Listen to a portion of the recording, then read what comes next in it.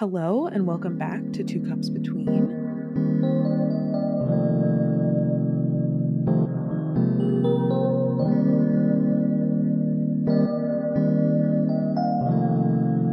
I'm Jordan, here with my best friend Sam. Hi, bestie. Hi. Hi. How are you? What have you been up to? Oh. We didn't record an episode last week. Oh. Life was lifing, Oh. and that's okay. Life was the death of me. But no, I'm just kidding. I had a really good week after my exam, which thankfully was at the beginning of the week, which was why we didn't record an episode. Right. Yeah, Sam was a little stressed out last weekend, so we decided not to record. And I was exhausted after my first timing week of didn't work, work. So. The Mercury retrograde came for us early. Okay? Retrograde was retrograding, okay? She is out here, doing the most. Mm-hmm. Okay? Absolutely. Which means we should do the least that is required. Okay? But we'll get into that. We'll talk about it later. Yeah. Should I talk about my week? I guess we'll start with my week. So I took the exam, and child, it was exhausting. And then I just did a bunch of socializing this week, which was unexpectedly very fun. Good. I tend to have the habit, or at least this term especially, of just taking the exam and then just being exhausted and burnt out and just sleeping. Yeah. Which is fine. Like, obviously one needs rest after being a little sleep deprived and jacked up on caffeine and studying. But I just felt like I really haven't felt rejuvenated or felt like I was having, enough fun. I'm really missing just being a little debauchery. Yeah. A little silly goofy. Yeah, exactly. And the weather was so nice on the day of our exam. It was very sunny, but it wasn't sweltering hot for once. It was breezy. Oh, that's nice. Yeah, so I was really tempted to go to the beach with people. But I was invited, we're hanging out at this pool, this hotel pool. Apparently there are some hotels that really do not give a fuck if we just go and use the pool. Right by the beach. And so I was kind of on the fence about it. I was like, oh, maybe I should nap. Or something else I did this week was work on a t-shirt design. So I was like, maybe I should finish that first. But yeah, I just decided to ask for another day on the design. And that went okay. I was like, oh, I don't know if I could finish it today. And they were like, oh, if you have it by tomorrow or the next day, it's fine. And I was like, oh shit. That's great. So it just worked out. And then I was like, if I nap, I will sleep until tomorrow morning. This is at 2 p.m., right? Right. And, people, they were already at the pool. They were already the debauchery was starting. So I was like, ooh, do I want to do that? Or am I too tired? I just decided to go for it. And I was like, if I'm too tired, I'll just leave, whatever. I'm a big girl. I could just leave. I could just leave social interaction, apparently. And so I just decided to go, and it was really fun. I hung out with new people, had two friends that I've been hanging out with more, and just hung out with their group, and it was a good time. It was very goofy. We were boisterous, Yeah. And that was really fun. And then the weeks, I mean, we had to go straight back to lecture. The only bad thing about having an exam, kind of having it very early in the week is it's good because you get it over with, but then you just have to go back to lecture. You don't have a weekend. Right. So it was kind of sleepy and we're all kind of over it, but most of us, since we're at the end of the term, we've used a lot of skips, so we have to go back to lecture. Yeah. But it hasn't been too bad. And thankfully, my exam went really well. Yay! And so I don't have to feel so panicked for these next few weeks for finals. Obviously I want to do well in my finals, but I don't have to feel like it's a do or die situation. Right. This time last term, I was like, if I don't do this well on the exam, I'm definitely failing. And at this point, I'm kind of like, oh, I just have to pass this next exam and I'm fine. You know? Good. Yeah. Which is really good. That's great. So that's like kind of wild. And I like didn't know how to feel. It's like I haven't felt relieved in a long time. Mm-hmm. So sitting with the feeling of being relieved was I was like shocked. I was a little shocked. I'm not going to lie. Because I felt very either burnt out or just anxious. And then relief is a completely different feeling. Like, I know I'm describing a very basic emotion. But that is how it felt. I was like, oh, right. It's been so long since I felt like, oh, things are going fine. I don't have to worry about the next month or so. Oh, yeah. Which is kind of wild. That's so nice. I know. So that was fun. And then, you know, we had a holiday this week. Sick. 420. A holiday? Yeah. So 420 was actually when our grades came out. I didn't look at it until after celebrations occurred. Just because I didn't want to be around people. It was funny because, like, hanging out with med students and everyone getting their exam grades, like, multiple terms were getting their grades at the same time. Right. So I was like, I don't want to look at this in front of people. Yeah. And everyone had good news, which was good. But I was like, if I do well, I might also be really emotional about that in this state that I'm in under the influence. Right. And if I do poorly, like, it would be nice to have people who are like supportive or whatever, but I don't know if I want to deal with that either. Absolutely. So I kind of just waited it out and just had fun again, like, without thinking about it.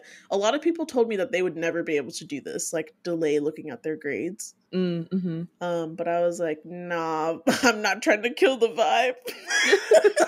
So I just looked at it when I got home. Yeah. And thankfully I did well, and then I was just so relieved. I'm so proud of you. Thanks. You've been working so hard. Truly. I've been stressed, and now I think I get it. I get, like, the amount I have to do, the effort I have to do.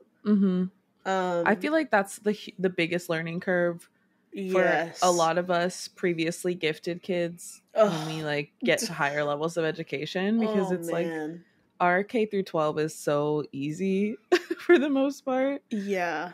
For us in the US and for us. Yeah. I mean, you worked a lot harder in high school because you went to a different caliber of high school, but that's true. I sure as hell didn't. And then college, I was like, oh no, I actually have to work at this. Yeah. Oops. Yeah. Like, yeah, you're right. Like, early college was very similar to my high school. But I think I was very burnt out in early college. Yeah. Because I was like, this kind of sucks. I've been doing this for 4 years. Right. You know? Yeah. Which kind of sucks. Sometimes I look back at high school and I feel like I didn't have enough fun. I mean, it's kind of stupid to think of that. I don't know if it's stupid to think of that now, but sometimes I'm like, oh, they really made way too competitive of an environment for people that young. You know, like, now thinking about it as a fucking 28-year-old. Yeah. It's a little wild to me that 15, 16-year-olds were being competitive about grades and rank. Right. And what colleges we were all going to. And at this point, most people have completely shifted their careers or dropped out or whatever. And, like, it doesn't even matter. Exactly. You know? All of that doesn't matter. Didn't really matter at all. Like, not all of us in the medical academy were going into medicine. Right. If anything, I can count, like, probably on one hand people who actually went to med school. You know what I mean? Out of all of us who were like, we're definitely going to med school. Like, no one can decide that young. Which is why I also absurd that we're expected to pick. Early. And I mean, that's how the thing is like, a lot of countries have that system built in. Of course. Right. But I mean, I just think it's hard. I was actually talking to some people. It's interesting. I've also made more friends with South Asians, which has never been a couple of South Asian people, which has never been like, it's never been my experience, just because I grew up in a very white area. And then South Asian people were very cliquey with each other, so it's hard to enter those friend groups, at least for me. So now I'm in a place with a significant percentage of South Asians. Right. And, you know, I've started becoming friends with a few of them and like having really interesting talks about our culture and stuff like that. And the pressure to come to med school. All of us have experienced the same thing, which is very nice to relate to people on that. And to be very frank about it, because a lot of people are also very in denial about that being true. Right. And I was kind of asking them, because some of them have lived in India or, you know, Pakistan, whereas I haven't lived in Sri Lanka. You know, I haven't legitimately lived there. So kind of asking them the differences, and their families are a little more traditional than mine as well. Right. And we were talking about like the system there in South Asia or anywhere influenced by England, I guess, where they do A-levels and they go into their career pretty much right after high school. And, you know, we're talking about like depression and anxiety being so high in the US amongst Asian people. And we're like, you know, is it that it's very underreported in South Asia? Like, that's probably true. But also, do people just like, are people so ingrained to just enter this career very young that they don't really question it? You know, so they don't have this what's the word I'm looking for? Kind of like this disappointment or like this lack of fulfillment in life because they weren't raised to even like seek that. Right. They were raised to like get a career, you know, find happiness through other things. Like you get a career, you get married to the right person and just make it work. Right. And there's like a little more, there's like less of an expectation for those things to bring you fulfillment. Whereas here it's kind of like, we want to do what we want to do. We have the freedom of choice. And like that also leads to problems because we have the freedom of choice, but not everyone has the same resources to make the choices they want. So I don't know. I've been having like really nice discussions with people. I remember like first starting med school, I was complaining that everyone was boring. No one wanted to talk about stuff like this. Right. Everyone's like too on edge about school, and it kind of like builds a wall and making deeper relationships, which is why I joined that whole therapy group. Right. But I think that problem has been solving itself naturally. I love that. And I don't know, it's just nice to see that. Yeah.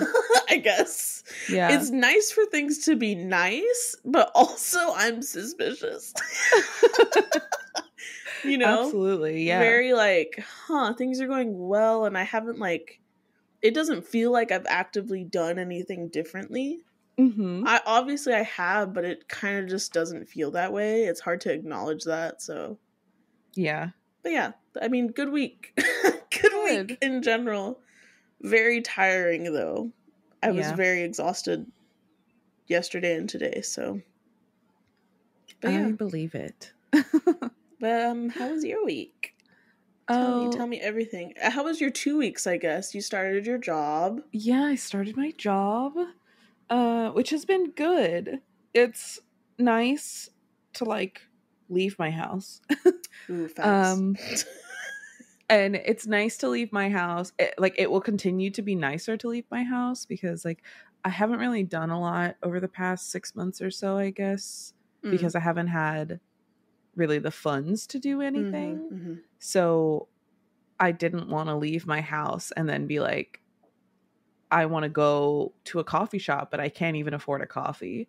So I have actually already been paid because you know how most jobs you start and you have to work like a whole month before they will pay you? Yeah. That is not the case here. That's good. That's good. Did my like paperwork day and I didn't know I was getting paid for that, but I spent 2 hours doing training videos and stuff. And I got paid for that day 2 weeks later. Oh, nice. So that was pretty sweet. But then, yeah, we talked about it last week. Then I had COVID. So then I finally started, not this past week, but the week before. Yeah. And it's been like exhausting in terms of I went from a mostly sedentary lifestyle to standing for 8 hours a day. Mm-hmm. So I'm working on figuring out like what shoes are the best. Do I change them up midweek? Like, how do platform Crocs make this most comfortable? We can't wear Crocs. Or like, if I'm giving you a serious answer, maybe Hokas. Or no, like... I wore my Hokas first of all in Portugal, and I wore them to work one day. I think they're not for me. Oh, they hurt really? My feet so bad. Really? Yeah. Oh, okay. Different feet. Yeah, different feet. People, different feet. No, they hurt so bad, like agony. Wearing Hokas, so I think they're not for me. Do you have flatter feet? Yeah. Oh, okay. It's not even the arch that bothers me though, because like I wear Birkenstocks and they have a pretty high arch. Yeah. Oh, they're that's fine. Interesting. Yeah, I guess you just have to try some stuff. Yeah, but luckily I had like some Nikes that I got a few years ago that have an insole in them already. Oh, okay, so nice. So I've been wearing those and it's been much better. And of course, you know, second week was better than first week. My feet really didn't start hurting until my third day of work. Then I was like, this is a little ouchy. Yeah. But yeah, it's just going from sitting to standing. So, but it's been getting so much better. That's good. Yeah, I mean, you get used to it. Yeah, definitely. Absolutely. And on my last day of work, I like preemptively before my shift took 2 ibuprofen and 2 acetaminophen. Just oh my god. Well, you're a different breed than me. I can't take all that. They run completely different pathways and don't interact. So I know. It's like, I mean, I get tackle. It. Yeah, I know you do, but like for people who don't know, they tackle different pain pathways. Like ibuprofen's better for swelling, so my ankles have been kind of swelling, which because I have problems with that anyway, where like because I've broken my right ankle before, so it's been pretty tender. Yeah. I have the same issue. It's just been pretty tender since I've been standing 8 hours a day and like lifting heavy things and stuff, which again, or I guess not again, but I've been a nanny for so long. I have lifted 50-pound children for years. Like it's fine. I'm not weak by any means. But you know, I'm not picking them up and moving them around all day. You know, all day for 8 hours. So like it's just a different level of fitness I have to find. Yeah. But it's been really good.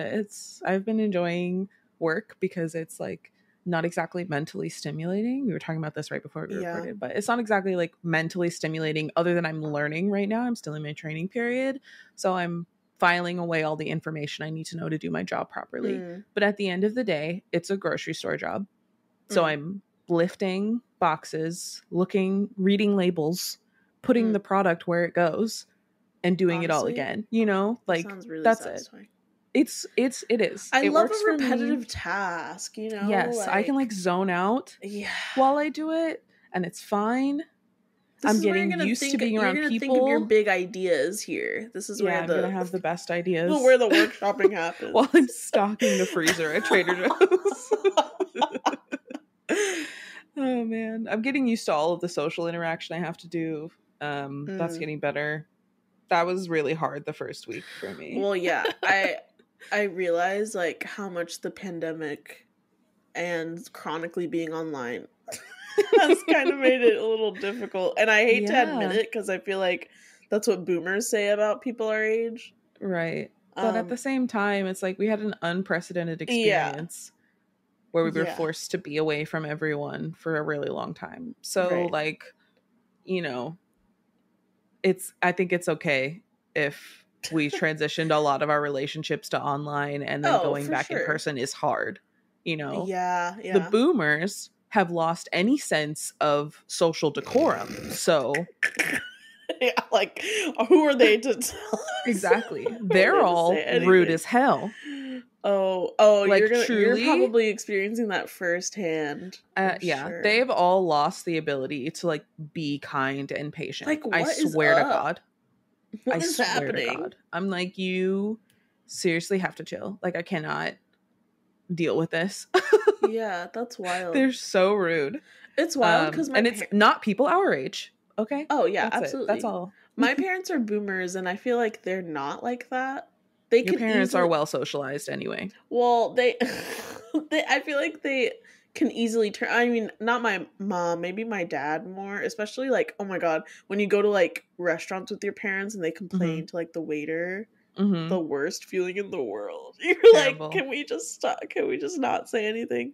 Just don't. Like, that is, I mean, I feel like the thing is, like, we tell them that it's not okay, and I feel like they kind of are receptive to that. They're like, a little bit. You're right. These are like wage workers. Like, why would I fucking scream at them for something stupid?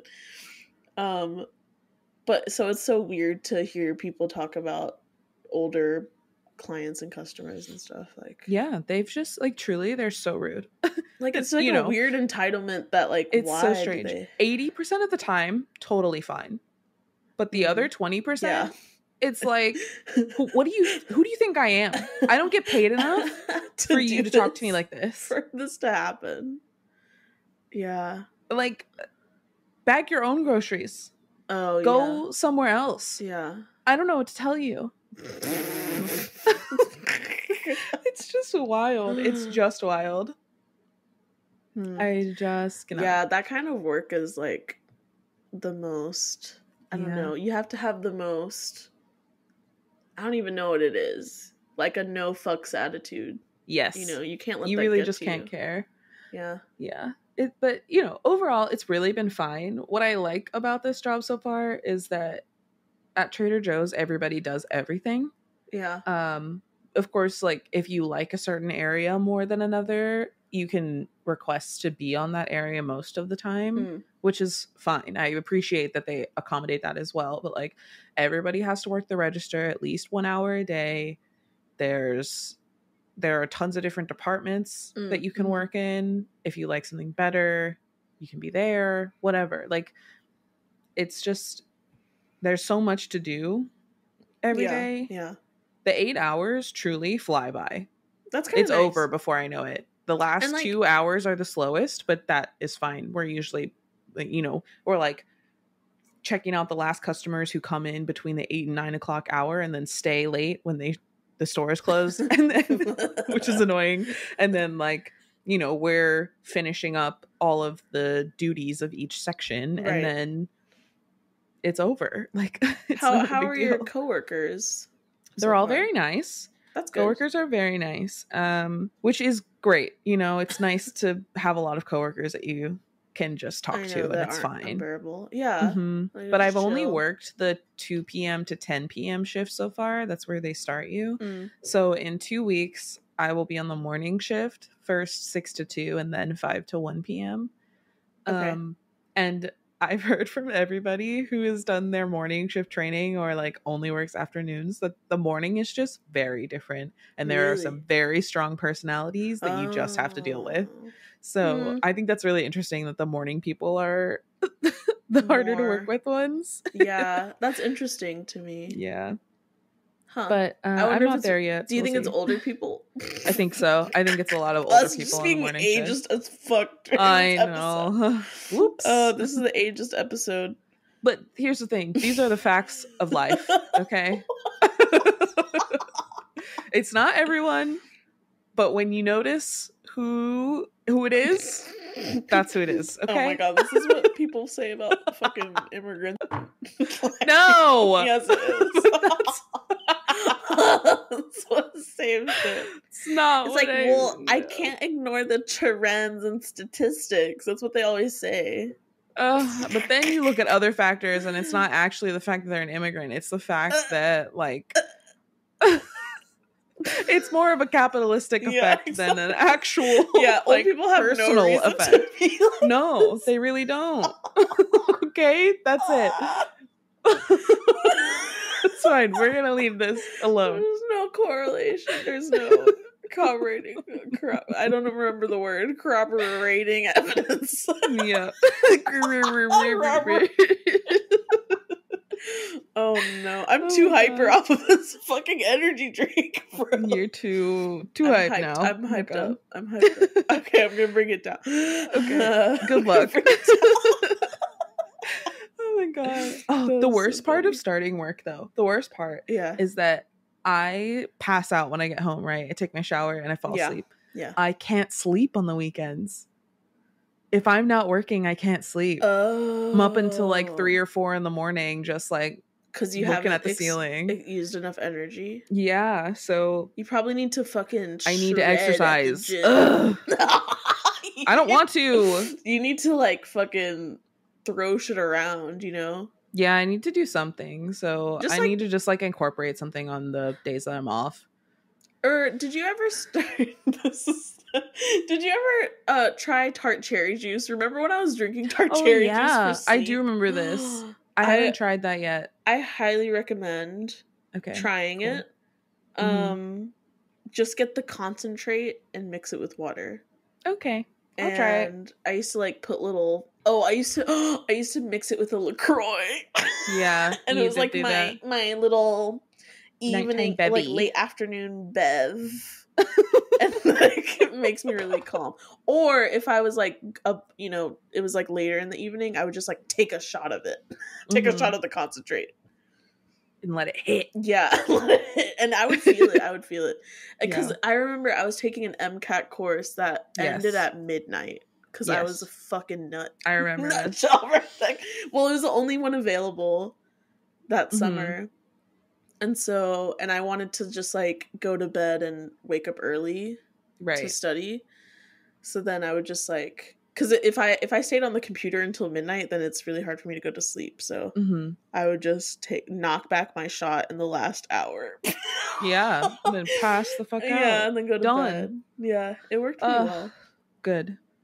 Yeah, I just need to figure out a better routine. Something that I was talking to one of my friends yesterday, and I was complaining about this, and then I was like, I think I need to do exercise, like figure something out. Like, I don't know that I want to join a gym because I'd have to go somewhere. I don't want to go anywhere. But then I was like, oh, but what if I got back into yoga? Like, that would actually be so helpful. I miss doing yoga multiple times a week. It would really help me like center my mind and get that physical movement that I need on days when I'm not working. So I think I get paid for like a real paycheck this upcoming week, and I think I'm gonna do like a little yoga trial membership and try to go. A place you'll go? I've been looking at places, and truly none of them are appealing. I don't know. I need you to send it to me again. I need you to send it to me again because I don't really care. I'll go.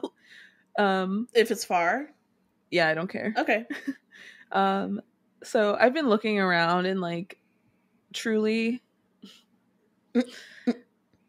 I know we've talked about the whiteness of yoga practice, right?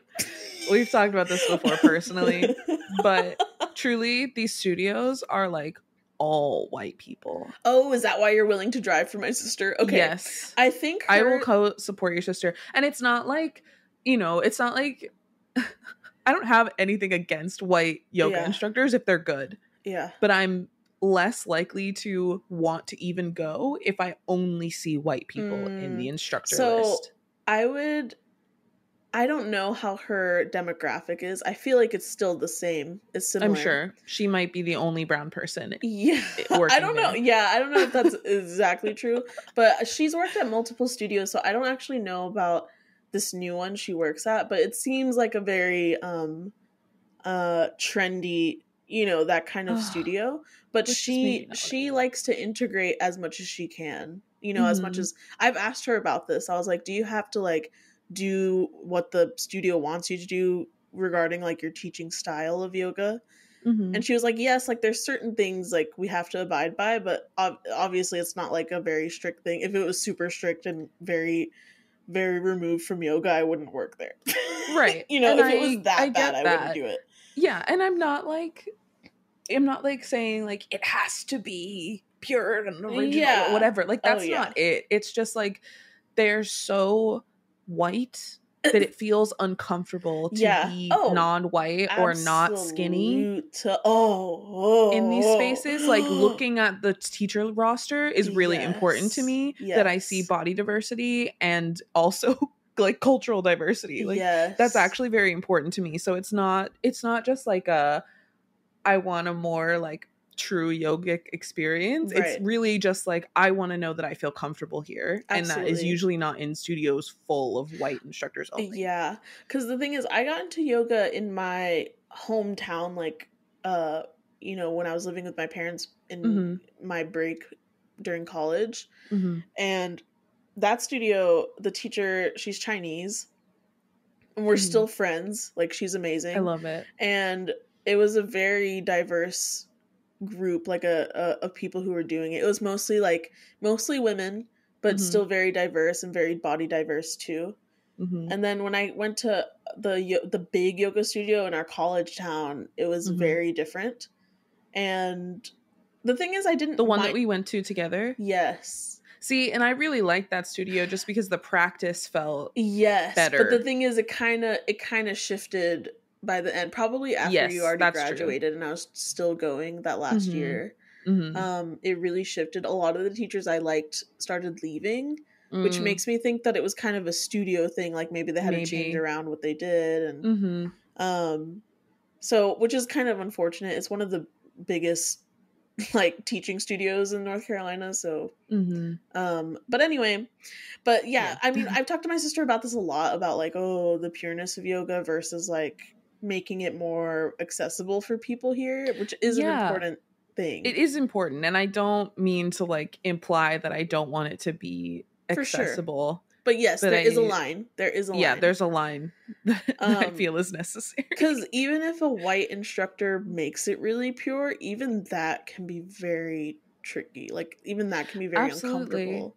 Yeah, so I'm like, I am looking to see what they're like, if they have a free class or if they have a cheaper kind of new student experience for any of these, just so that I can go and try the studio out, because you really just have to go. Do have a trial thing.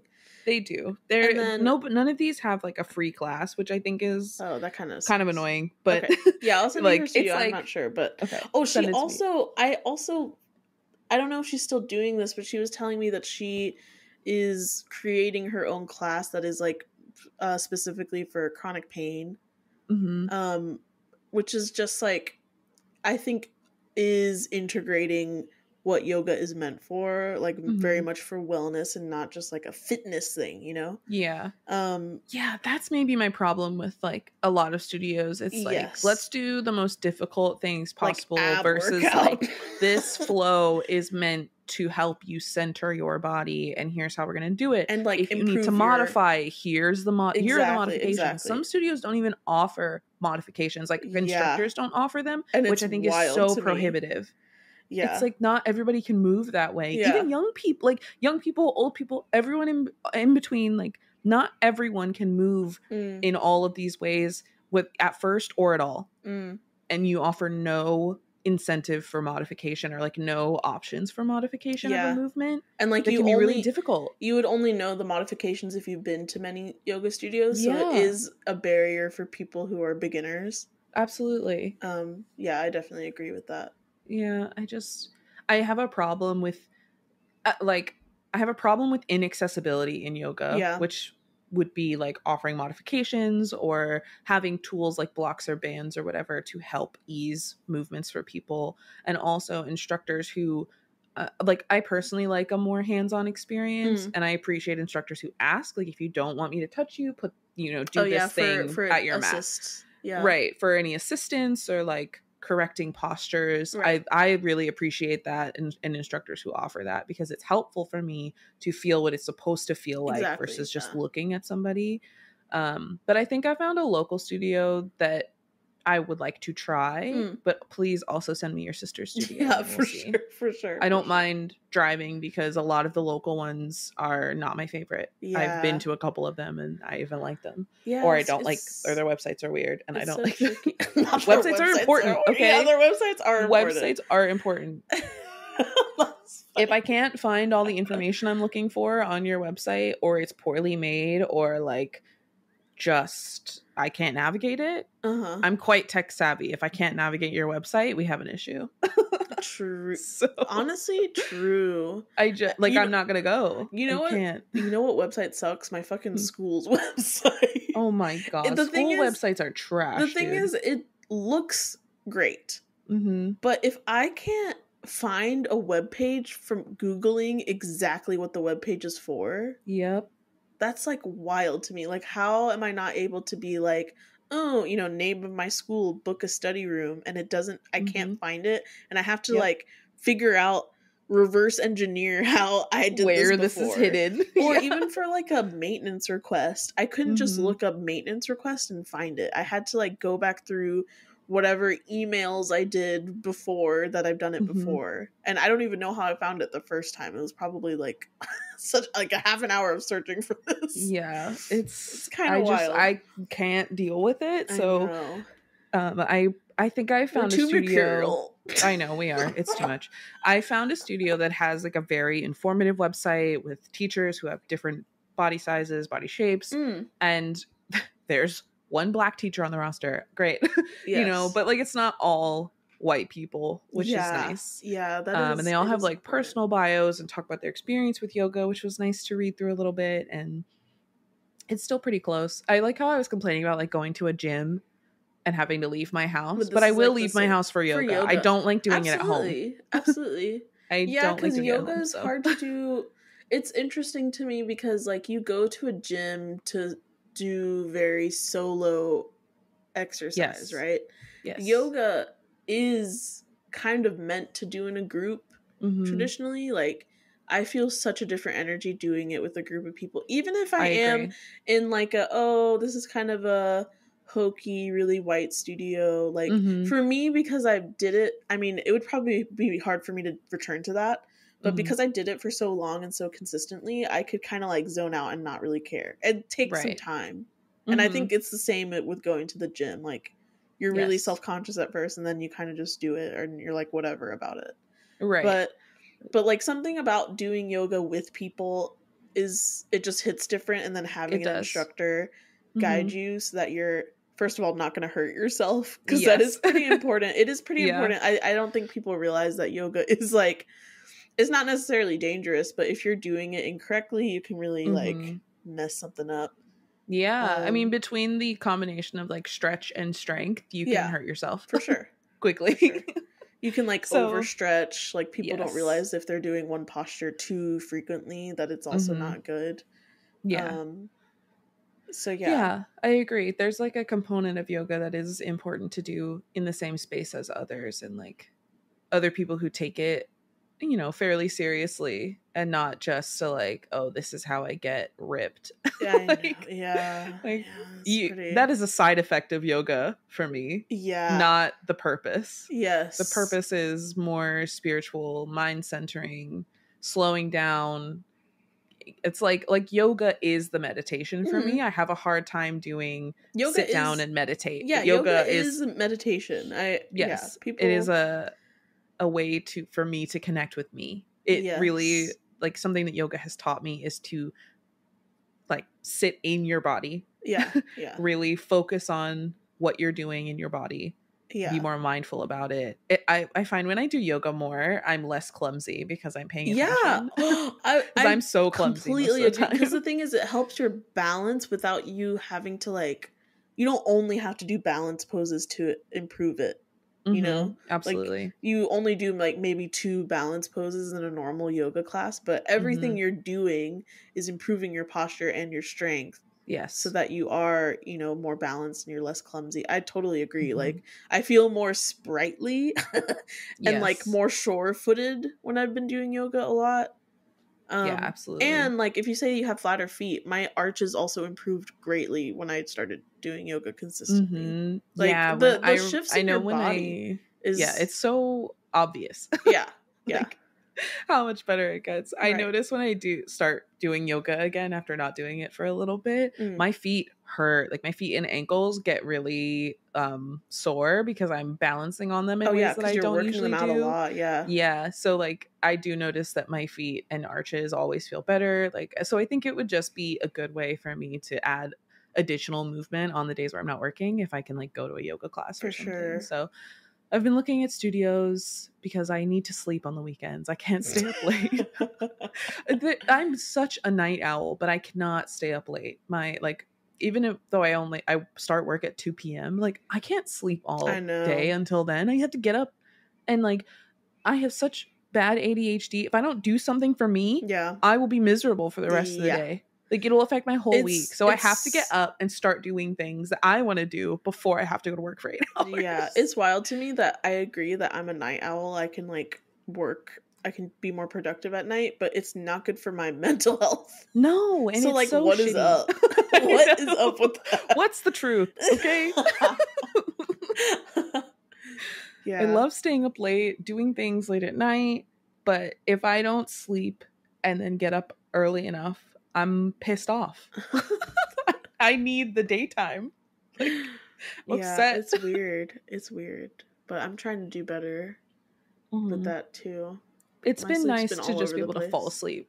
Like, I've rarely stayed up past 1 after work. That was a very like weird night where I didn't fall asleep as soon as I got in bed, but I've been asleep by 12 o'clock most every night. I mean, I get off at 10, home by 10:30, shower, and like the hour-long kind of wind down, maybe have a snack. Like, I need a little bit of time before I can actually sleep. That sounds so it's nice.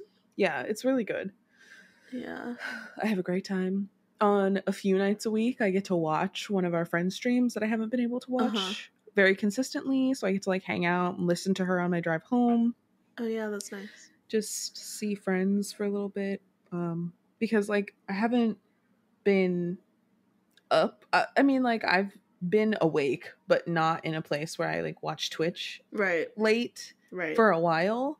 So it's just been kind of nice to like be able to hang out for a minute and spend time with her and our friends who frequent that community more so than others. And like, so that's been just like a little bonus that I'm actually awake and have the energy to hang out for a minute.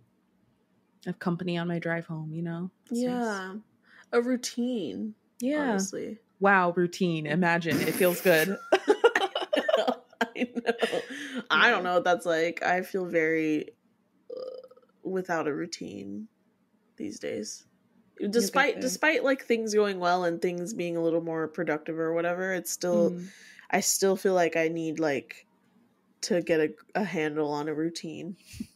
But I am looking forward to my next semester. Bizarrely enough, because I have an 8 a.m. class. Oh God. I know, but hold on. Hear me out. I have a class. I have classes from 8 to 11, right? And then I'm pretty sure my lab, I'm not for certain on this, but I'm pretty sure my lab time will be like 1 to 3 okay. p.m. And then I'm done. Whereas nowadays I have stuff, I also just have stuff at 8 a.m. sometimes, and then I have classes from 1 to 3, and then I'm exhausted after class. Right. You know? But now, like, I'll be done with actual lectures early and can get started on studying much earlier if I have a gap, or if I don't have any labs, then I can finish really early in the day and have like a much more normal evening routine, I think. Yeah, than I do now. That'll probably be nice. Yeah, so I'm looking forward to that next semester. I'm also going to be in a solo dorm, so it'll be like I don't have to worry about like scheduling, showering, and cooking and stuff like that. It'll just be better. Just be you. I think. Yeah, I'm excited for and like I can play music whenever I want. Yes, it's just gonna be it's just gonna be a better time. Yeah, it's been very nice because I've been like pretty firm with myself about routine since starting work, which has helped a lot, truly. So like I try to get up at 8. Some days I'm just a little extra tired, so I stay in bed until like 9 or 9:30, and that's okay. I'm not sleeping until 11 or 12 because that would stress me out if I then had to go to work so soon after that. Right. But I have a couple of hours in the morning to like play my game because I like to play a game in the morning. And then at 11:30 or 12, depending on where I'm at, if I'm like ready to go eat lunch or whatever, I get up, leave my phone, turn off my computer, and I go eat my lunch and read a book. Oh. I make my lunch, eat, and read, and that's it. And Look at you. I know, around 12:30, 12:45, I get ready for work. So like I'm gonna try to do my hair tonight so that tomorrow I just have to like smooth it before work. I'm not like actually trying to do my hair, because that again will stress me out if I'm trying to do my hair right before work. Oh my god. So yes. I'll like, you know, smooth my hair down, make sure it looks okay, throw on some eyebrow product because my eyebrows are non-existent, and then just put my clothes on and I'm good to go. Nice. Like I'm trying to make it easy for myself to succeed. Yeah. And I've found that it's better for me if I wear my Birkenstocks to my car with my socks. I love this. And then I put my sneakers on when I get to work, like in my car before I go inside. Okay. And then as soon as I'm done with work, I take them off and put my Birkenstocks on. Are your sneakers uncomfortable?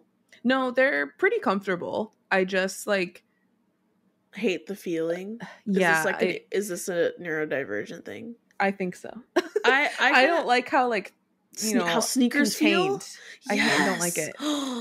I like fashionable sneakers because they are not meant to be so clingy all the time. Yeah. But like athletic sneakers and sneakers that are better for your feet, of course. Yeah. are just tight, and I don't like it. I feel that way too.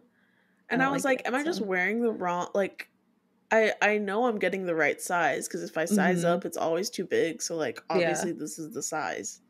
Right. But yeah, I feel the same way. That's why I just prefer a sandal. I love a sandal. I like a chunky fashion sneaker, because they're just like, not constraining. They're not tight on my feet, which is what I need. But it's also like, I think having that extra hour of not wearing my shoes between my drive to work and my drive back, having that extra hour of not having those on my feet, especially coming home, like my feet are probably swelling from the full day of work, which is okay. It's not like painful swelling or anything, but it just gives my feet time to relax and not be standing on them. Right. Like, because as soon as I get home, I get in the shower and stuff, so like I then have to stand for a little bit longer. True. It just gives my feet a little bit more time to breathe and relax. I know you were saying your Birkenstocks are your comfort shoe after work, but the Crocs, baby. I don't wear my Crocs outside of my house, or yes. Okay, well you need outside Crocs then. It's sounding like. I prescribe you. I'm a doctor. I'm prescribing outside Crocs for your after work foot routine. Thank you. Because I do the same thing. I'm realizing whenever I have like a lab and I'm wearing scrubs, we're technically not allowed to wear Crocs to like a lab or like our small groups. Technically, people get away with it. So sometimes I live life on the edge and just wear my Crocs with my scrubs. Because here's the thing: everyone in a clinic wears scrubs with their Crocs. Okay, so many. That's like so normal in clinics. So I don't understand why they're so against it here. But whatever. That's neither here nor there. Yeah. But I'll wear, and I have like nice sneakers. I have the On Cloud sneakers. Very fancy, and they are comfortable. But I feel the same way. Like they just don't. Like, they're comfortable, I guess. Right. But I don't want to feel them on my feet. Yeah, I don't want to feel them. You know? I don't. So, I'll also sometimes just wear those to whatever I have to go to. And if I'm still wearing scrubs for the rest of the day, like, just because I don't want to change, I will change into my Crocs. Yeah. And wear that for the rest of the day. I just need a leisure shoe. Yeah. Oh, Yeezys are outside. The answer for you, my friend. Off. No, dude. Fuck off, bro. Honestly, Yeezys are so Taurus season. That's disgusting. I cannot believe you would say that. I cannot believe you would say that. It's Yeezy season. Oh my god. No. No. I'm screaming. Okay. I can't believe you said this. Oh, I cannot condone anything associated with Kanye ever. Okay. Shut up. We are not.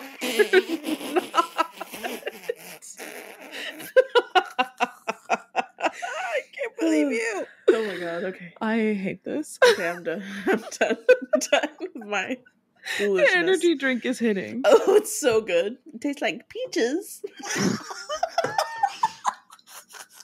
Oh man. Okay. You must be stopped. Cut off, dude. Oh okay. my God. Taking some deep breaths. Calm. I am calm. Oh my God. Anyway, sorry, dude. We just ranted about shoes and yoga.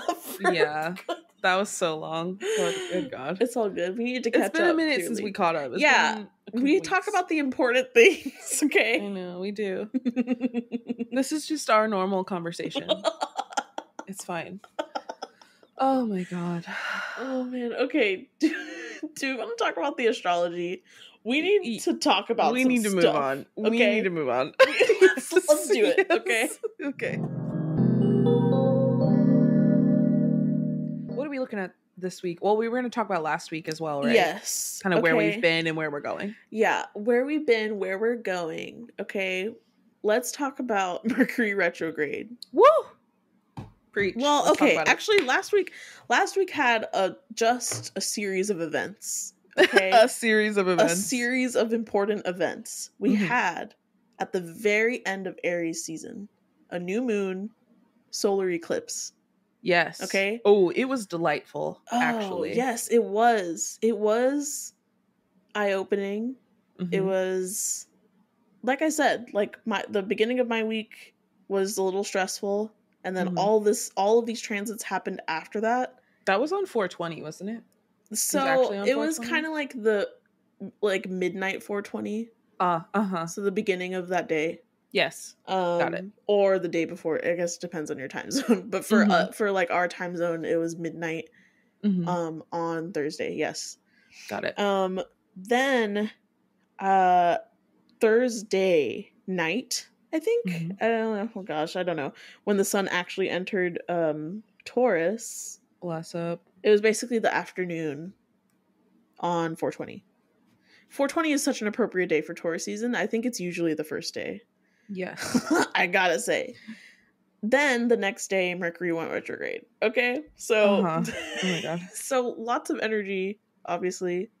I found it really interesting that, like, literally right when the sun was leaving Aries, getting into Taurus, we have this solar eclipse, and then we just like move into Taurus. Yeah. Like, wow. Yeah, it was kind of a lot. But I mean, I for one you and I both love Taurus season. We do. You as an earth sign, me as a Taurus moon, I think. Earth signs. Wow. And we were saying that earth seasons are just like, I don't know, we can just take a breath. We could take stock of what we're doing. You know? It's so interesting. Yeah. Like you say that and I completely agree with you. And then at the same time, I'm like, but it's like hustle season. You know? It's just, I feel like, I think I said this earlier when we were just briefly talking about this before the pod, but it is so grounding in an earth season that it's helpful for all of these things. For sure. Like you said, taking stock, but also getting your hustle going. Like groundwork. Here's the thing. I'm not averse to working hard. Right. If you can believe it. I think the obstacles for me to get stuff done is like mental, emotional things. Yes. And those things are heightened during air, water, and fire seasons. Absolutely. Absolutely. Like fire season is definitely like kind of the more what am I trying to say? More aggressive emotions, and water signs are more the melancholic emotions. Yes. And air seasons are much mentally, intellectually stimulating in almost an overstimulating way. Absolutely. So very overwhelming. So I think compared to all of that, an earth season is very like, what do we need to get done? Yes. Okay. And then we're going home, and then we're doing what we got to do. We're getting paid. Okay. Yes. I'm here to get paid. What do I need to do? Because later I'm going to go home, take a bubble bath, and drink some wine. Yes. And that's it. Absolutely. And I'm not going to talk to anyone. Yeah. I mean, if we want to look at the earth signs, like Capricorn is very much like, let me hustle. So I have like investments and just wealth. Let me build my 401k. Exactly. Okay. And Virgo is kind of like, let me get all the resources so that I can share them with people, because Virgo is very like giving and caring, right? It's a little more, I mean, I think all the mutable signs are a little like community based. Yes. And then for Taurus, it's like, I'm gonna get my bag and go home. Yes. And not speak to any of you bitches. And I live for this energy, okay? Oh, it's so good. I love Taurus season. I love a Taurus. We're so biased towards Taurus. It makes me want to find out if there are any signs who don't mesh well with a Taurus. I'm sure there are. I'm positive there are. Oh, I know there are. Because like we've talked about with Tauruses before, whether it was offline or on the podcast, I can't remember. We recognize that, and I say this and I don't mean it negatively, Tauruses are selfish. They want what they want for them. And there are signs and people who have other signs who don't like people who come off as selfish. They think like, oh, you're not living to serve your community? Wow, get lost. Where like, I feel like Virgos kind of admire that trait where like, okay, you work for you and get your bag. I'm pulled in so many different directions all the time because I really feel a need to help. I wish I could be more selfish like that. So, and then I think Capricorns admire it as well, but they're like just so caught up in their own hustle it's like hard to. Capricorns are always like, well, let me go beyond that though. Like, yes, exactly. They're always pushing for more, for sure, like more streams of income. And a Taurus is like, I have a job, it pays what I need it to pay. Taurus, and then I can go home and disconnect. Taurus doesn't care about accolades or even like outside perception. Whereas Virgo cares a lot about outside perception, and Capricorns care about accolades. For sure. So it's just like, I think it's among earth signs, Taurus, there are admirable Taurus traits, but then there are definitely other signs that like don't appreciate the quote unquote selfish nature of a Taurus, whereas like it's not really selfish. It's very much like, I stay in my own lane energy. Right. Do you know what I mean? Because it's like it's a selfishness that's not it's not really malicious towards anyone at all. It is not malicious. It is just it's just, I'm here to get my bag and then I'm gonna leave. And if it is, that's fine. If there is a Taurus that's just manipulative in a selfish way, like there's something else going on. Yes. That is not I just don't Taurus see them energy wanting really. To put the effort to even do that. That's a lot of effort you have to put in to manipulate. That's not on the Taurus docket. To gaslight, girl boss. I mean, we're just girl bossing. We're alone. Just girl bossing by ourselves.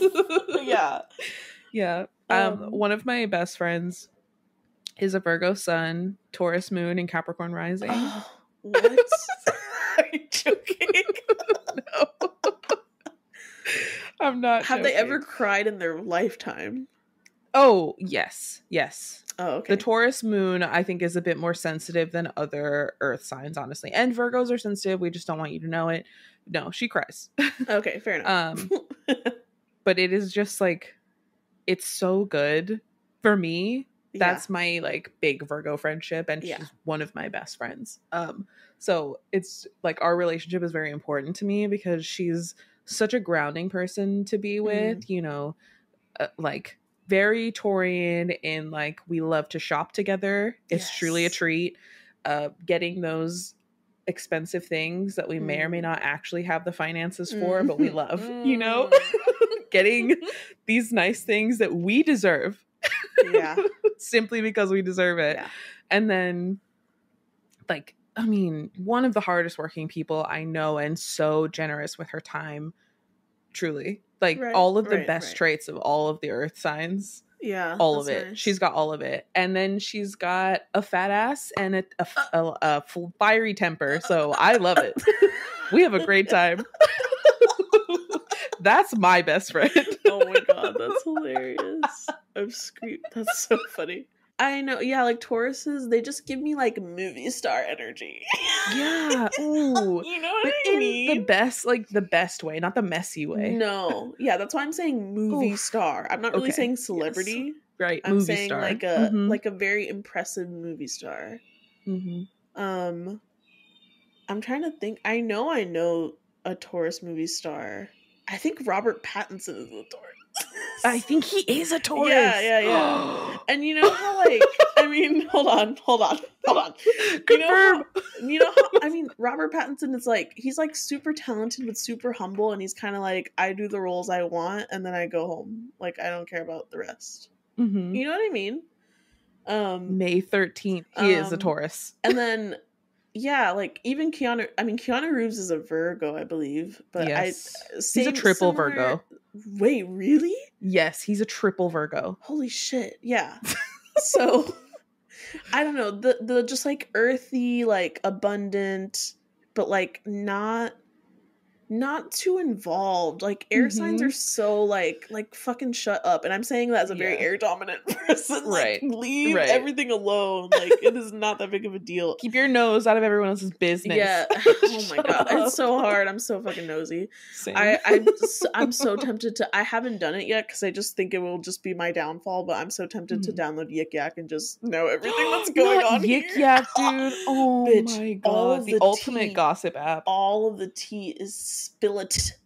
I love it on Yik Yak here. Anyway, but so my favorite thing about Robert Pattinson is that for the Batman movie, you know, Batman is like ripped, right? Yeah. Robert Pattinson was like, I'm not working out. Yes, and that is you can't make me, and I'm not going to do it. That's exactly a Taurus attitude. He was like, no. That's it. Period. No. He's like, no. The answer is no. I won't. Thanks. See you on set. I'm not doing it. Oh, you're telling me not to eat? No.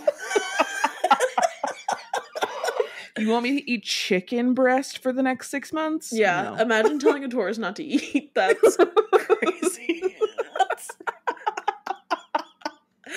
Yeah. Anyway, such a treat. Love Robert Pattinson. So it's gonna be an interesting time because, like, you will, first of all, you need to tend to your needs. Like, it is non-negotiable. If you need to lay around and eat, if you need to, like, take a day of rest, if you need to say no to plans, you know, like, it is only going to benefit your hustle. Like, we're not playing games this season. It's not, listen, it is not worth it to try and be all mixy, okay? And whatever, like, you're not going to cut any corners, you're not going to get anything, like, anytime sooner if you just, like, stretch yourself thin. Okay? That's kind of the lesson, is, like, taking care of yourself is so that you get the things that are the most important done. And it's not about rushing it. It may feel like you don't get much done this weekend, or not this weekend, this month or this season. But it's kind of, like, not about doing anything quickly. It's about prioritizing. Which I think is so, I think I love Taurus season so much because that's something I struggle with a lot. Is really prioritizing and getting things done incrementally instead of just, like, having all of my, you know, just too many things going on at once and not finishing anything. Exactly. Very Gemini rising things. Very Gemini and rising. And we'll get to Gemini season soon. So just save the mixy for later. Save it for the summer. It's honestly why, like, summer in the Northern Hemisphere, summer is the ideal time for socializing between Gemini, Cancer season, and Leo season. Like, these are all, in my opinion, the most sociable seasons. You should be out there. Yeah, you should be out here doing things, enjoying life. Yeah. Take your vacations. I'm telling you right now, preemptively, take your vacations. I've already taken off like 3 weeks this summer. Okay? Yeah. I just got a job. I'm still taking my time this summer. Thank you very much. Non-negotiable. Yeah, for sure. It is definitely... This may be part of prioritizing your self-care this season, in my opinion. Planning your vacations. Planning the vacations for summer. That's pretty on point. Sorry. Anyway. No. I like that. I like it. But yeah, it's just like, you know, something I've heard is that Taurus season is springtime. And all of these things are, like, slowly blooming, or, like, think of a plant sprouting. And no one I mean, you would be a dick if you just like went to a plant and were like, hurry up. Yeah. You know you can't faster. rush. You know you can't rush it. Yeah. And it's the most beautiful natural pace. Which is like just really important for Taurus seasons. I think it's a really good metaphor for that. Absolutely. It's a very romantic, slow season. I want to take a bath with candlelight. Yes. You know? Very that. And like have a glass of wine or a hot chocolate. Hot chalky. Yeah, hot chalky. You know, speaking of that, Taurus is the toddler of the zodiac. And I feel like I've spoken about this before. Is that like we talked about it in combination with Aries season? Yeah, like imagine the needs of your toddler self. You know, your baby self is very impulsive and needs like to like control its feelings and things like that. Not control, but like navigate their feelings, I guess. Whereas your toddler self just like, it wants a fucking snack, it wants a nap, it wants to like get pent up energy out and have like a little tantrum every once in a while. You know, maybe it needs some time alone. It's just very inner child times right now. Yeah, I would also say in this like self-care attitude that a Taurus carries, it's also a lot of self-soothing, which goes along with the toddler thing very well. Toddlers have to learn how to self-soothe, and part of that is maybe spending time alone or like just having the chocolate milk. There's no reason to fight that all the time. Just have the chocolate milk. Yeah. It's fine. I did that yesterday. I was kind of like... It's indulgent. I was getting some like snacks and food or whatever, and I was like, yeah, no, I want chocolate though, so I'm gonna get a little chocolate. Okay? Yeah, it's fine. You don't need to deny yourself nice things. We don't have to like write a thesis on why and what like just get the chocolate. Yeah, just have it. And it's much more than just like, oh, let me schedule one day of self-care. It's meant to be a very ongoing act every day, checking in with your needs. And just absolutely. You know, balancing that as much as possible with your busy life. Right. So yeah, and you know what we're saying about like quote unquote doing the bare minimum and going home is really about like making some boundaries of like what you will and what you won't accept. Yes. And I think a lot about like gentle parenting when it comes to this is like, I think to me, and I'm not a parent, obviously, but to me, like what gentle parenting is checking in with the child's needs and not crossing any boundaries, and also not bringing your triggers into those interactions either. Oh, yes. Being like very objective about that. That's a huge one. And that's difficult. That's why people who are doing gentle parenting are having like such emotional breakthroughs by doing that. It's really like maturing in a way. So yeah, like I just love this season so much. I feel like it teaches me so much about like what I'm gonna do onward for like the rest of my year.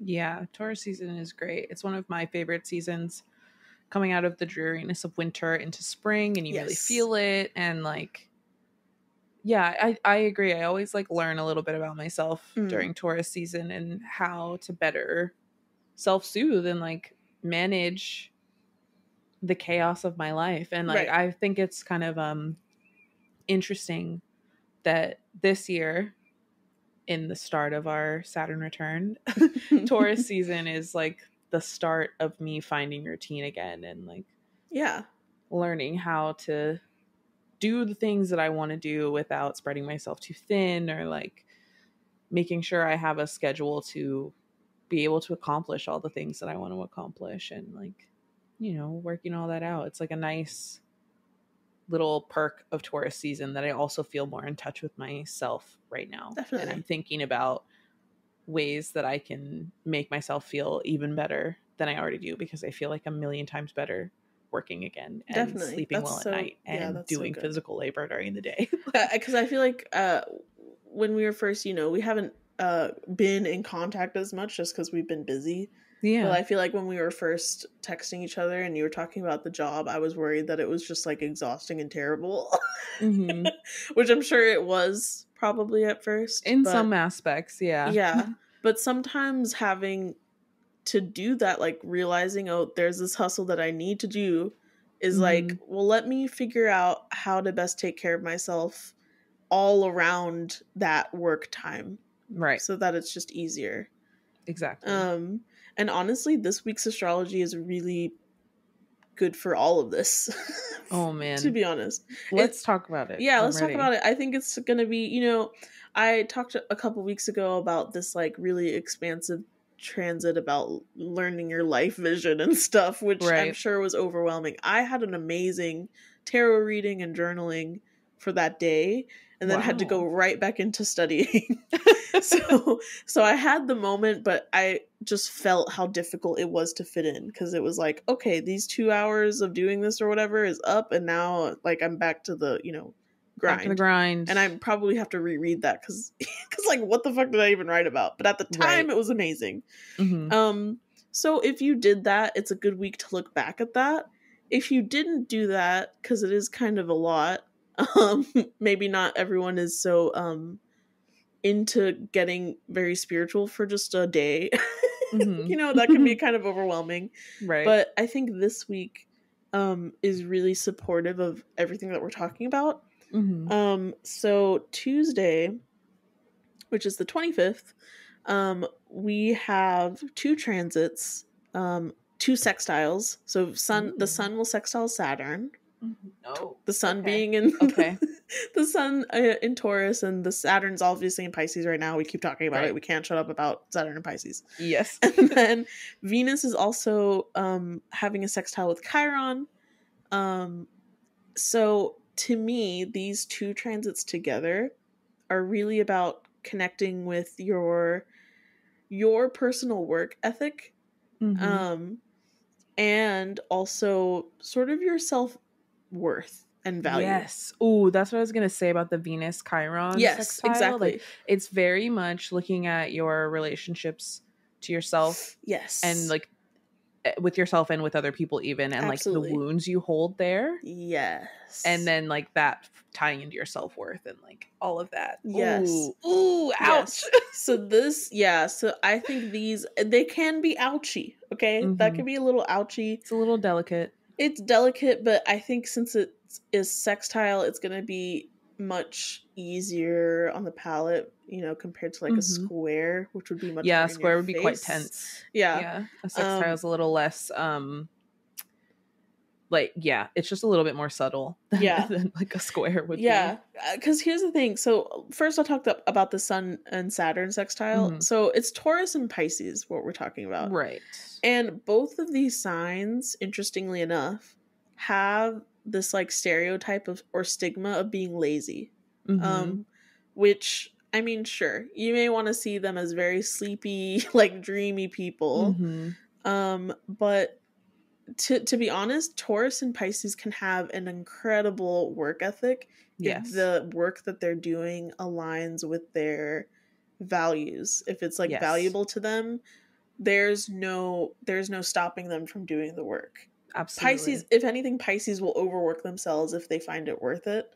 Correct. And Taurus will do, they're the bull. Okay. Like, even though we're talking about them in a very romantic, slow way, a bull can be quite temperamental. And if they have a goal or, a target, I guess they can charge towards it very aggressively as well.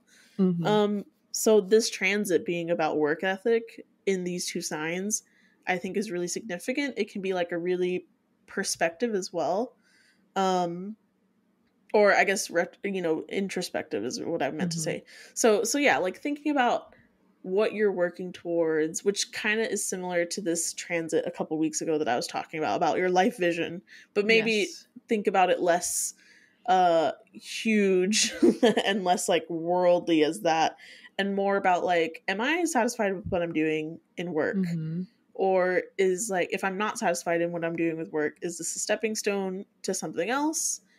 Do I need to refocus what that stepping stone is, or what this process looks like? And kind of connect with that, and know that, you know, it's interesting. It's interesting. I know we were obsessed with Jongin for a while, Kai, when he had his comeback. Kai. He had this little guest appearance on a show where he surprised a fan and like spent the date with her. And she like wrote this letter to him that she kept with her, and happened to give to him. And she read it for him, saying, like, you know, she really struggled during the pandemic and didn't know what she was doing with her career and her life, and it was like very difficult for her. And seeing him work hard while also struggling, because everyone was struggling through similar things during the pandemic, helped her kind of like get her mindset correct about, okay, I can't like live like this. I have to make some goals. I have to do something that's important for me. And what he said to her, you know, he was like emotional, obviously. Of course. And he was saying, like, if you're able to sit with yourself and think to yourself and get you out of that mindset, I mean, that just means you're a hardworking person. Right. So you don't have to worry about being successful, because hardworking people will be successful. Right. Yeah, so it was, I felt that really, because I think hardworking people are so hard on themselves. Yes. About performing, not doing enough or whatever. Absolutely. But it is true in the long run, if you're working hard towards things that you want, like, something good will come out of it.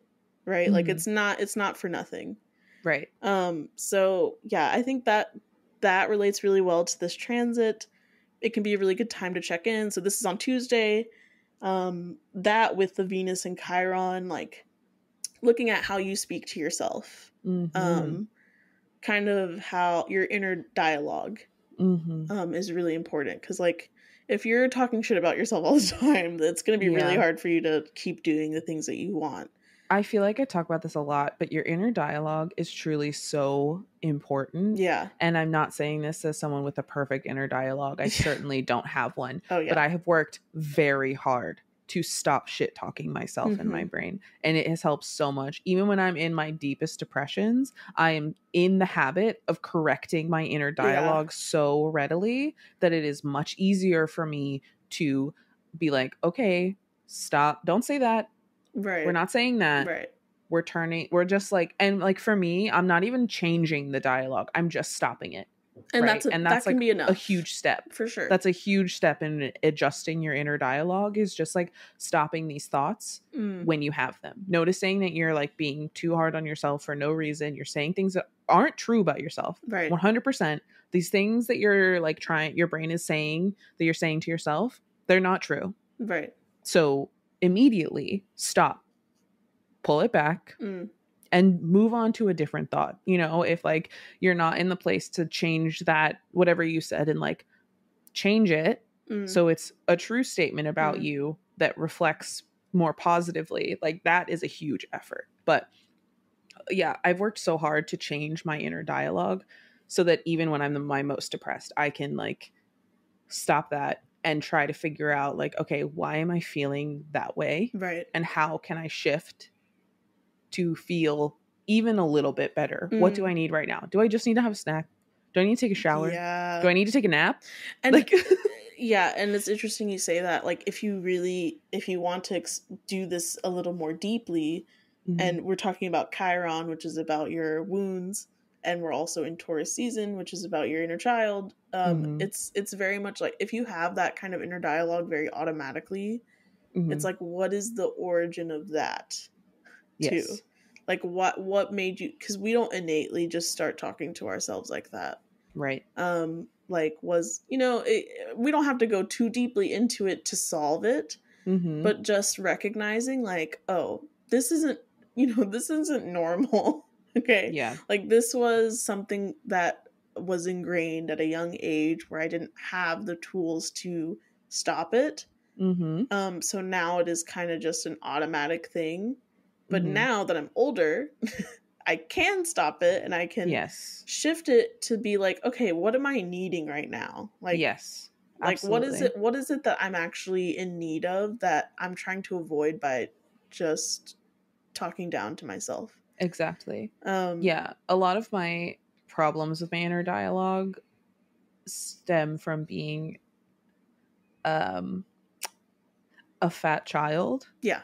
So the things that people would say to me got so ingrained in my inner dialogue, and things that my parents unintentionally ingrained in me that I'm still trying to heal. You know, like, we're all doing this, right? But like, that's really where I struggle a lot. So I really have been having a hard time, like, feeling like, I don't know, I go through these periods of delusional confidence, like we talked about a couple weeks ago. But like, I've been having a hard time connecting with that, because I've been so down on myself. But again, since I started working and my like body is tired, it keeps my brain less busy. I actually don't even have time for these thoughts. Like, exactly.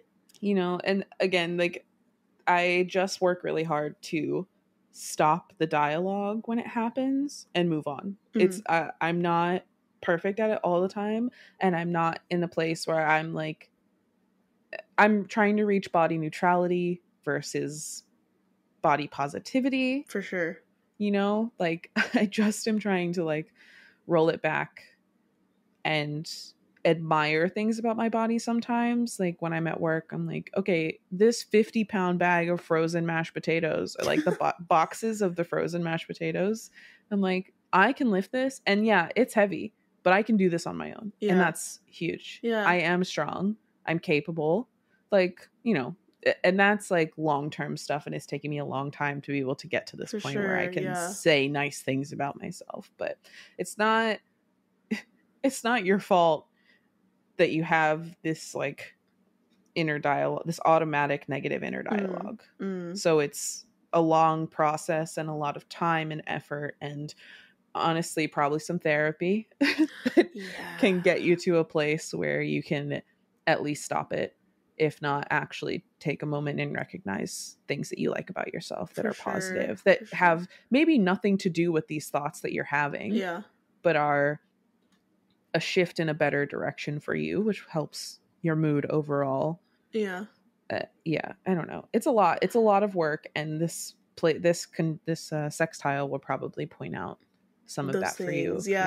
I mean, obviously I relate to all of that. I think, I mean, you and I talked about having a whole episode talking about this. Definitely this summer, probably we can get into that, because I feel like it's a huge I think it's just a huge discussion.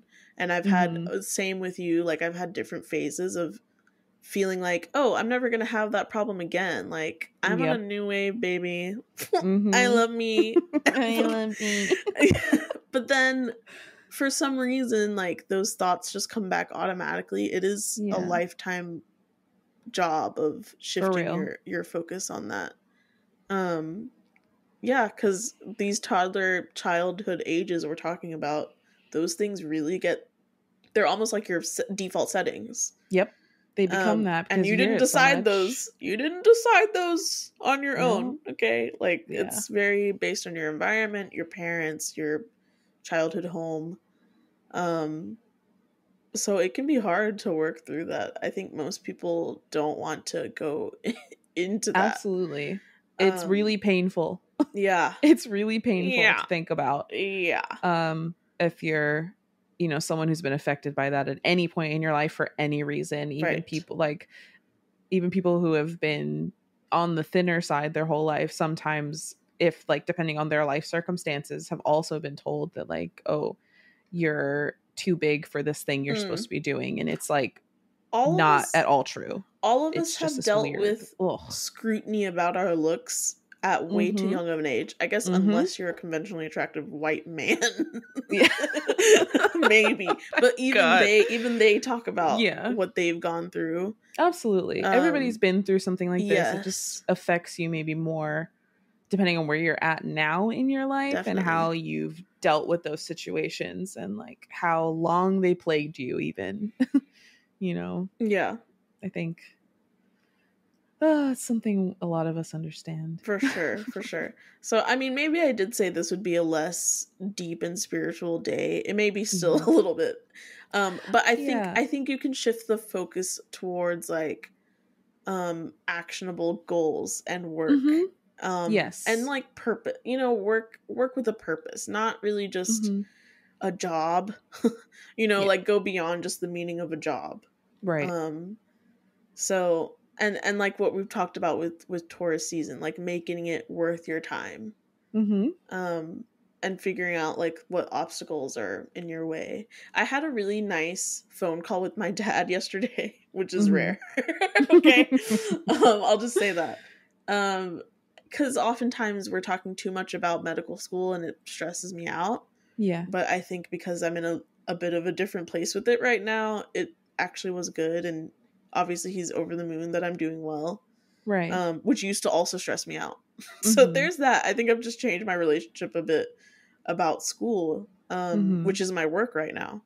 Right. And, you know, he was telling me, you know, we're in a Sri Lankan community. A lot of young people want to go into medicine, or similar kinds of degrees. And something I used to be very nervous about is going home to my parents and talking to like family friends about what I'm doing, whether it's what work I'm doing or what I'm doing in school, whatever. But now I feel so much more comfortable because I have a lot more to say, if that makes sense. Yes. Like I understand what is difficult and how to make it a little better. And so I'm like kind of interested to talk about it to people, actually. Like they're going to be all nosy or whatever. But if I'm talking about it genuinely, like what was hard and how I'm getting through it, like I don't really care what they have to say about it after that. You know what I mean? Yeah. Yeah. And he was telling me about like other young family friends who are interested in medicine, and like he asked me what I would tell them. And I was kind of like, to me, this might, you know, I don't know how this will sound, if this will sound arrogant. To me, what's hard about medicine is not even the study. It's not the content. I think if anyone has a vested interest, and all of this is learnable. Right. It is about the discipline to sit down and do it. Yes. And also seeking out resources that are not handed to you, that will work for you, and not really listening to outside noise about what this works, this doesn't work, and this takes too much time, or this isn't enough. Oh my God. You know, like it is all going to be a trial and error for you. It is all your own experience, and it's not impossible. And if you look at it and think that it's impossible to learn and that you're never going to get it, like that mindset is also not going to help you. Yes. There are things that inner dialogue is not helpful. There are things that I've learned over and over again studying this fucking field for so long that I thought I would never understand, and I'm finally understanding it because I actually sat down and tried to learn it my own way. You know? And I sat down and I decided that it's worth it for me to learn it because I have to learn it because I'm going to be a doctor. Okay, so I can't just like not know this. So I'm so proud of you. So you know what I mean? I'm so proud of you. So I can't like sit and live like this anymore, where I'm just finding everything like to be suffering. Yeah. So that's kind of like what I want to tell anyone else who wants to go into medicine is that that's not what's hard. The hard thing is like your environment, who you're around. They're going to affect your mindset. If you're around people who are being super competitive or comparing themselves to everyone else, or just being like assholes to everyone, that's going to affect how you feel about your work as well.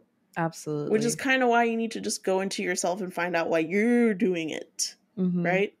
What is your purpose for being here in this specific spot right now? What makes this worth it? Yeah, for sure. And just like, you know, finding motivation is hard to do if no one else is telling you to do it. Like you having to do that yourself. That is kind of a theme of adulting right? An annoying theme. It's a very annoying theme. And if we kind of like look to, and this is kind of also what makes it hard about being so online, is that we've kind of zoomed out too much, and we find out all these terrible things in the world. And like, if I wanted to even expand on here, like the institution of medicine or medical schools, like all of that will discourage me also. Yes. So it's zooming in, you know, selfishness. Yep. That is really necessary. It's really difficult because we're taught that it's not good to be that way too. Yep. But that, I think that's what Taurus is meant to teach us, is that it is okay to do that. Like, obviously you can't just stay ignorant forever of everything else, but there is a need to go into yourself, and people don't have the ability to do that. Yeah, absolutely. So that is a major theme. This is probably the biggest day of the week, astrology wise. And Thursday, again, it's the same thing where like these are two sextiles which are harmonious, and that is the good day to do the work of this. Because Thursday, Mars will square Chiron, which will make you a little more frustrated. Like, why am I not doing the things? Why am I not making the changes? Yes. You know? So if you haven't... think that's going to be hard with the like sextile right before kind of highlighting and reminding you that you need to watch, like rediscover your inner motivation, get in touch with where your self-esteem is at, try to attempt to like take a look at your inner dialogue and is it beneficial to you? And then you get hit with this kind of aggressive square. Yes. Also with Chiron that is like gonna highlight anything that you discovered on Tuesday or like ignored on Tuesday is gonna hit you hard on Thursday in that square. And so, I mean, I think certain people need a different kind of messaging. If you need a more gentle messaging, take advantage of Tuesday. And if you need it more in your face, I guess that's Thursday.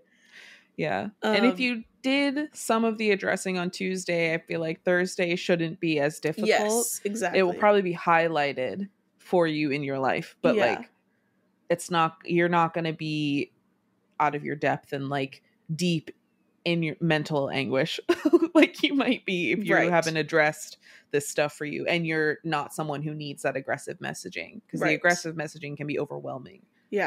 So to me, Tuesday is the reflecting day. Thursday is writing it down if you haven't already. Like for me, when I'm having a reflective spiritual time, I like to write, but for some people that doesn't work. So I think Thursday is a more actionable, write it down kind of day, or make a document kind of day. And then Saturday, Mars will have a sextile with Uranus, and Uranus is an interesting little planet. Uranus is about change and innovation and bringing something about that's never been done before, like completely changing up what you're doing. Specifically with the sextile with Mars, is about changing up your work routine or how you act out your goals. So that is a good time to make the actionable steps. You know, if you're more like a little to-do list kind of person, or like a project objective and plan person. So that is probably for Saturday. So that's what I was saying. Like, I think it's a good progression of like having this deep reflective moment and then kind of slowly making a plan and some actionable steps, some real changes that you want to do for the rest of the year towards these changes that you've reflected on. So I think it's gonna be a pretty good week if you're willing to do the work. Taurus can make it like, I just want to sleep all day and eat and you know, whatever. So it might be hard to dive into these things, but like do it in a comfortable way. Like sit down with your snacks, your bevs, 3 beverages minimum. Have a water. First of all, drink your water. Okay. Then have like another little fancy bev And then something else, maybe like a tea or something. Right. You need like one caffeinated beverage, some water, and then you also need like a fun beverage. Could be a LaCroix. It could be a flavored water of some sort. Yes. Like not just regular water. You need like fancy water or like even an alcoholic beverage. Ooh, I don't know. A little cocktail. You can have all three at once. It's possible. I promise. That's fine. Your kidneys won't be mad at you, I guess. No, you've got water there. Just have the water in between your alcoholic beverages. Everything. Yeah. Anyway, if you're having alcohol, have some tea. You know, like don't make it a coffee. Maybe have some tea. Have you ever had a cocktail? Or have a spiked coffee. Yes, it's so good. Have a spiked coffee. Alcohol. I know. I used to make I used to make these little in the summer. I would make like an iced green tea and then blend it with a mango and strain it and then put vodka in it. Bitch, that's so good. Yum. Anyway, summer is right around the corner, bitches. Ooh. Get your fancy beverage recipes out. Oh my god! Yesterday I had a mango margarita. Yummy. Sounds so good. It was strong at the end. You know how frozen blended drinks, all the alcohol just melts and goes to the bottom? Yep. Yes. It unblends itself real quick. It was a good time. But yes. Oh, well, I got distracted. But what I was trying to say is that when you're having, when you're making these plans, like make it fun. Like you do a little color coding maybe. Or like you can draw on it or you can, have fun with it. It doesn't have to be so serious. Yeah. It should be comfortable. You can have a nice show on or a nice pod. Tauruses are maybe this chill. Maybe this one. Tauruses are chill, but that doesn't mean that they're not fun. Okay. Exactly. Make it exciting. If anything, they're the most fun earth sign, to be honest. Least boring.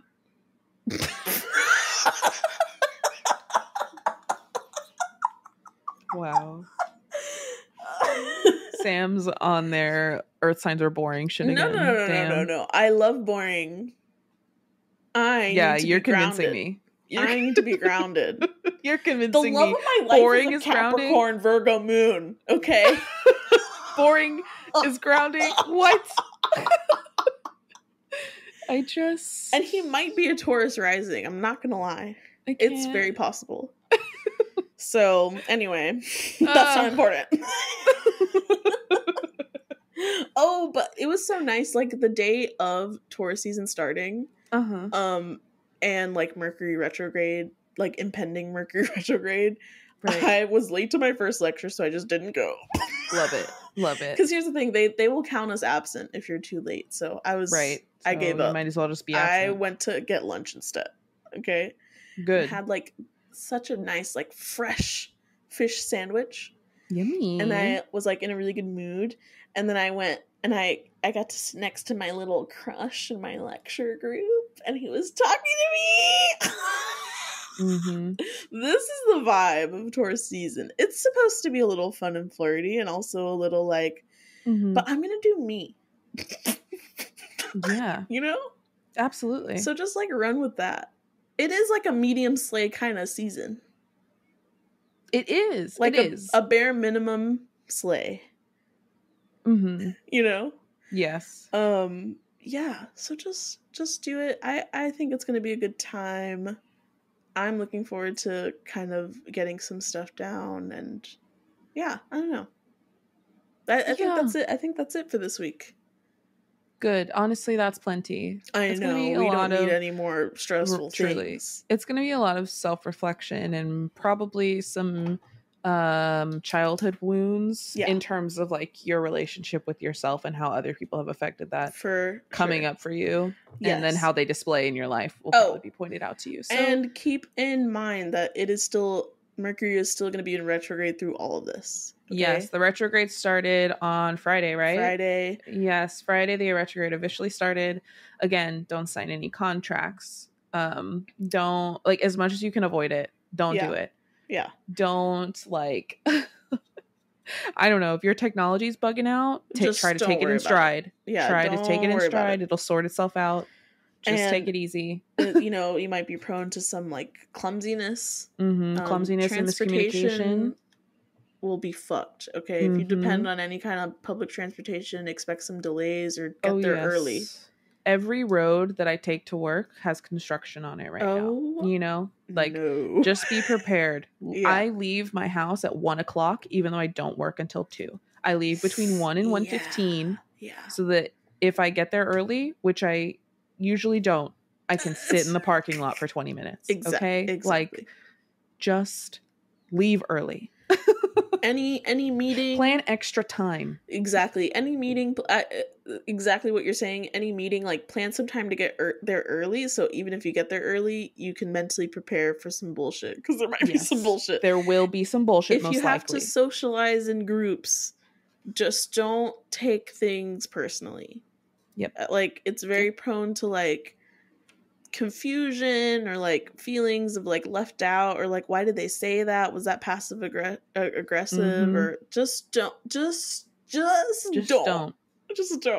Just don't. Kind of like keep your mouth shut too. Be careful of what you're saying as well. This is not a bad time for Mercury retrograde, I will say, in Taurus season, because this season is very stay in your lane and shut up. Exactly. Right? So during the retrograde, stay in your lane and shut up. Try to be as loosey-goosey with it all as you can, okay? Yes. Things aren't going to go right, and you just need to take a deep breath. Right. And it is okay. It will be okay. It'll be fine. It's just more difficult during Mercury retrograde. It is not everything is bad, everything sucks. It just takes a little bit longer. For sure. Okay? And if you are Mercury ruled, Gemini, Virgo, rising, or placements, or if you have that in your Mercury. See, I was reading about this and I didn't think about it this way, but like Mercury ruled people have to deal with like a very chaotic transit. Mercury moves so quickly. Yes. So I mean, if you are Mercury ruled, you are probably already a little more flexible with this stuff. You know? Yeah, I mean, Virgo and Gemini are both mutable signs. Yes. So we deal with a lot of changes in our lives typically anyway. And you do just kind of have to be able to go with the flow as much as you can. Yeah, as much as possible. So. Retrograde seasons, even if you weren't born under a Mercury retrograde period, like I do personally feel like people with Virgo and Gemini rising suns and Mercuries tend to be a little bit better at moving with the flow of things. For sure. Versus trying to fight it all the time. Exactly. Yeah. So just like be aware if you feel like things are a little frustrating or aren't moving as smoothly. Just focus on like what we're talking about, reflecting and making some plans, and then we can execute them this summer or onward, the rest of the year. Stay in your lane. Shut up. Plan your vacations. Please shut up. That's like, please just don't talk. Just don't. It's not a big deal. Listen. It's not a big deal. Gossip, just be careful. Okay? Yep. It will most likely get back to who you're talking about. Yeah. Yeah. Be careful. Ooh, and gossip is all around me these days. It's spicy. Ooh. I feel like the gossip is pending for me right now. I'm like, people are telling me things, and then we're like not resolving it completely. Not like arguments or anything. Just like I'm talking to people about these issues. And then we're all like, we don't know where it's going. So I feel the impending tea. Just be careful. Everybody be careful. Everybody be careful. Just don't. Watch what you're saying. Okay? Okay. And who you're saying it to. Oof. For real. Ooh, this sounds like a threat. It may not be intentional that it's going to get back to the person you were talking about. It may be a slip on their part. But again, clumsiness physically, clumsiness with words, miscommunication. Okay? Be careful. I'm so serious. This is a big deal to me. I need to know what this is about, low-key. I don't know what it's about. I'm just feeling it, okay? I'm just feeling it. Oh, God. Okay. All right. Okay. I think that's it for that. I think we wrapped up astrology for the week. Good luck, everyone. Good luck.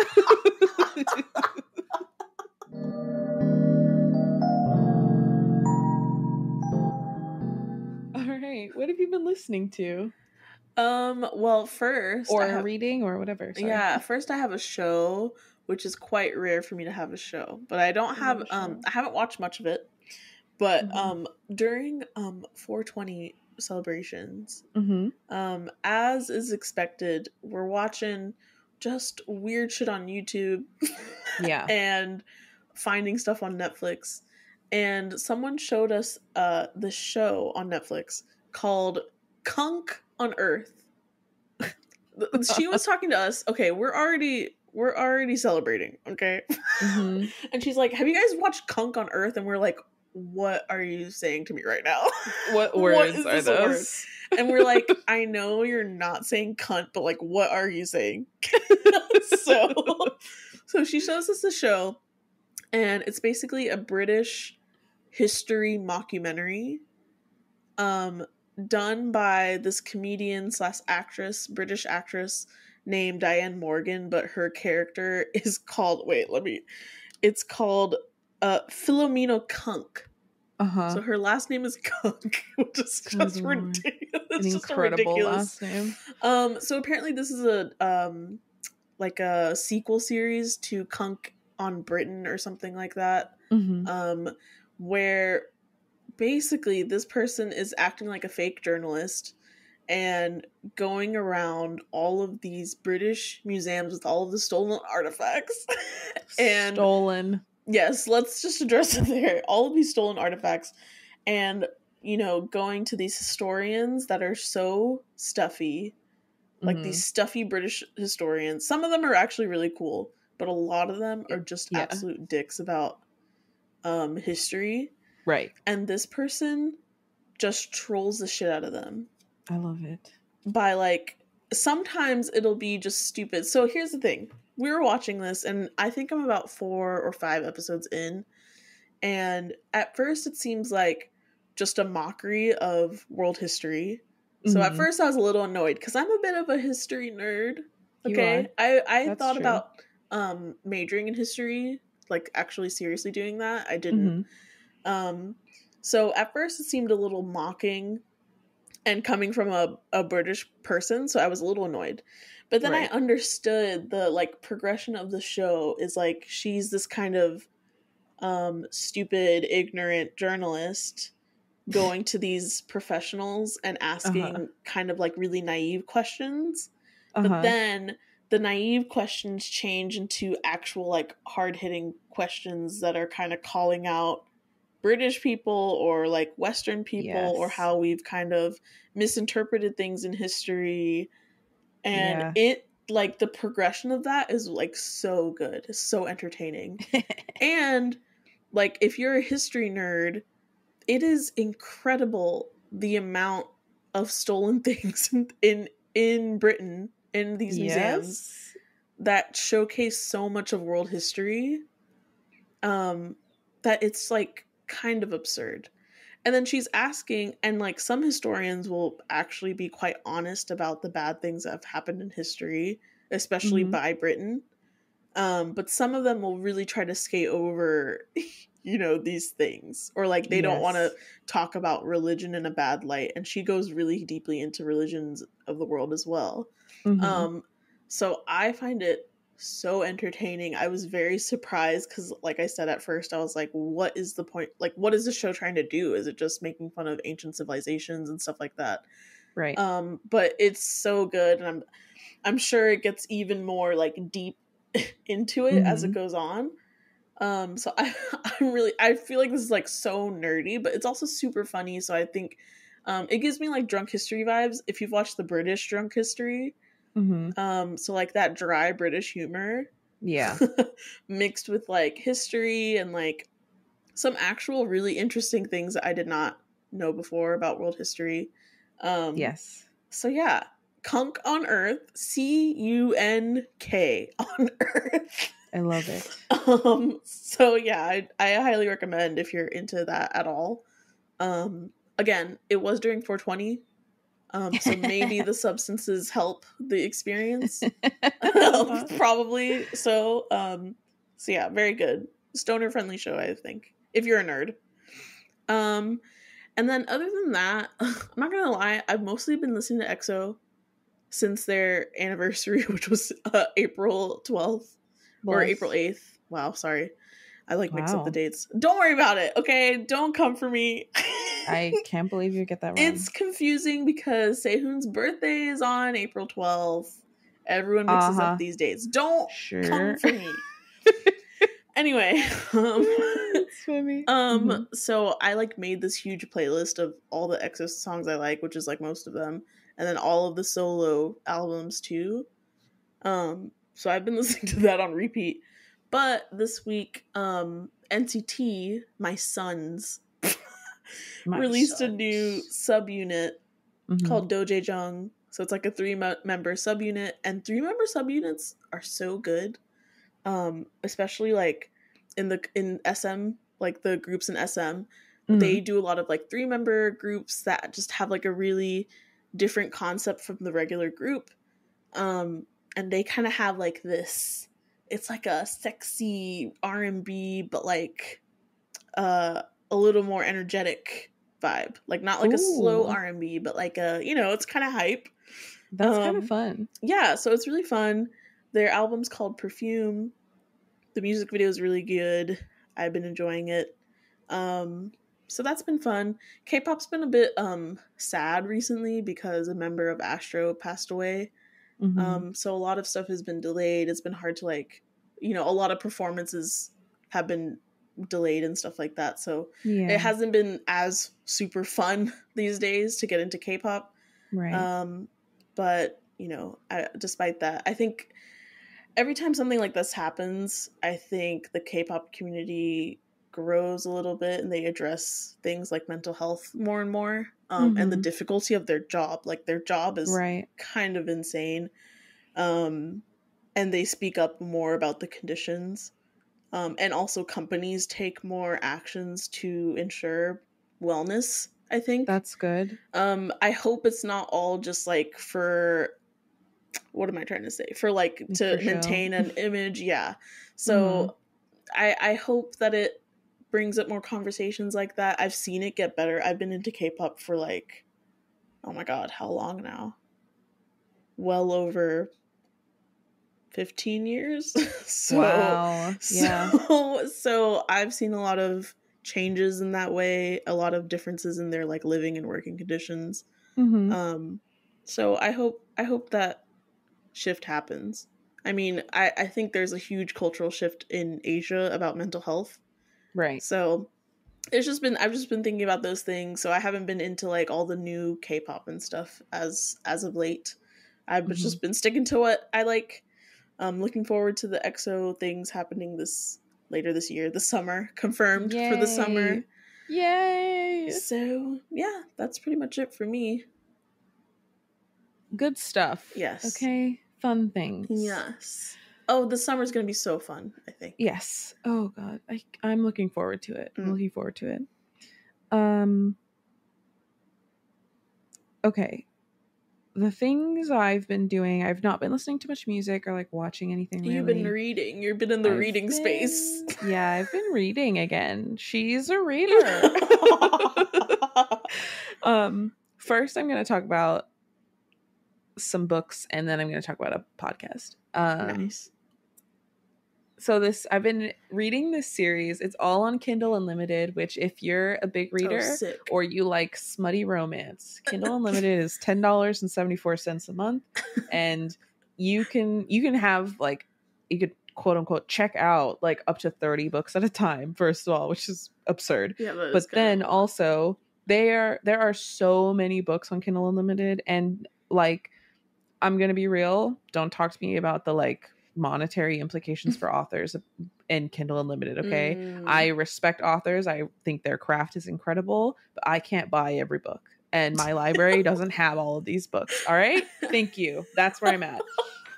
What I will say is I've been reading this series, which is just so I've been rating them about 3 stars, which a 3-star rating is a very average, middle of the road rating, right? But I like them because they are short. All of them are less than 300 pages, which is kind of ideal right now. They are fast paced. Things are happening. The whole book takes place over about 2 days. Okay. We are moving. We are getting through the events. What is all right? this approach to reading? I'm just like, I'm tired. I don't have time. I don't have time to read. Here's the thing. I'm not in the mood for a long, drawn-out, high fantasy novel. Okay. What these are short, fast-paced fantasy books that as we're getting deeper in, are becoming a little spicy, and that's what I like. That's what I wanted. There's like a little bit of mystery, some murder. There like a resolve? There's a resolution to the current conflict in each one, but then it picks up right away with the next conflict because there's a lot of stuff going on in this world, and I'm having a great time. The whole series, it's like 8 books. The whole series is on Kindle Unlimited. Okay. I'm on book 4. I'm having a good time. I've read all 4 of them within the past 4 days. Okay. Wait, so what is it called? I don't think the series. I have not said what it's called. I haven't. I'm getting there. It is called. Oh God! Wait. The series is called The Baine Chronicles. Baine. It's the last name of the main character. It's by Jasmine Walt. They are just like, they're good. They're good. They are pretty solid. There aren't a ton of loopholes, which I like, or like not loopholes. Straight to the point. Yeah, they're straight to the point. There aren't a ton of like sometimes my problem.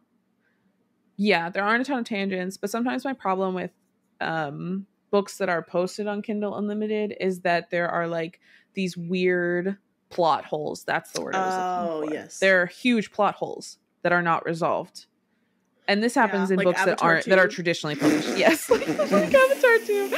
There are also books that are traditionally published that have plot holes that just like get bypassed by editors somehow. But these books don't have plot holes like that. Okay, they are quite tight. Good. They're like watertight. They're pretty good. I'm very much enjoying them. I'm enjoying the story and where we're going. I like that they are not like intently focused on romance, but we're getting to a point where like the romance is happening now, and I'm pleased. I'm ready for it now, right? It's been kind of slow burn this whole time, but we're hitting a breaking point. And like I said, I'm in the 4th book, and we're just hitting the big romance wall. So I'm pleased. I'm really enjoying them. I do recommend if you like fantasy books, kind of fast-paced, shorter books.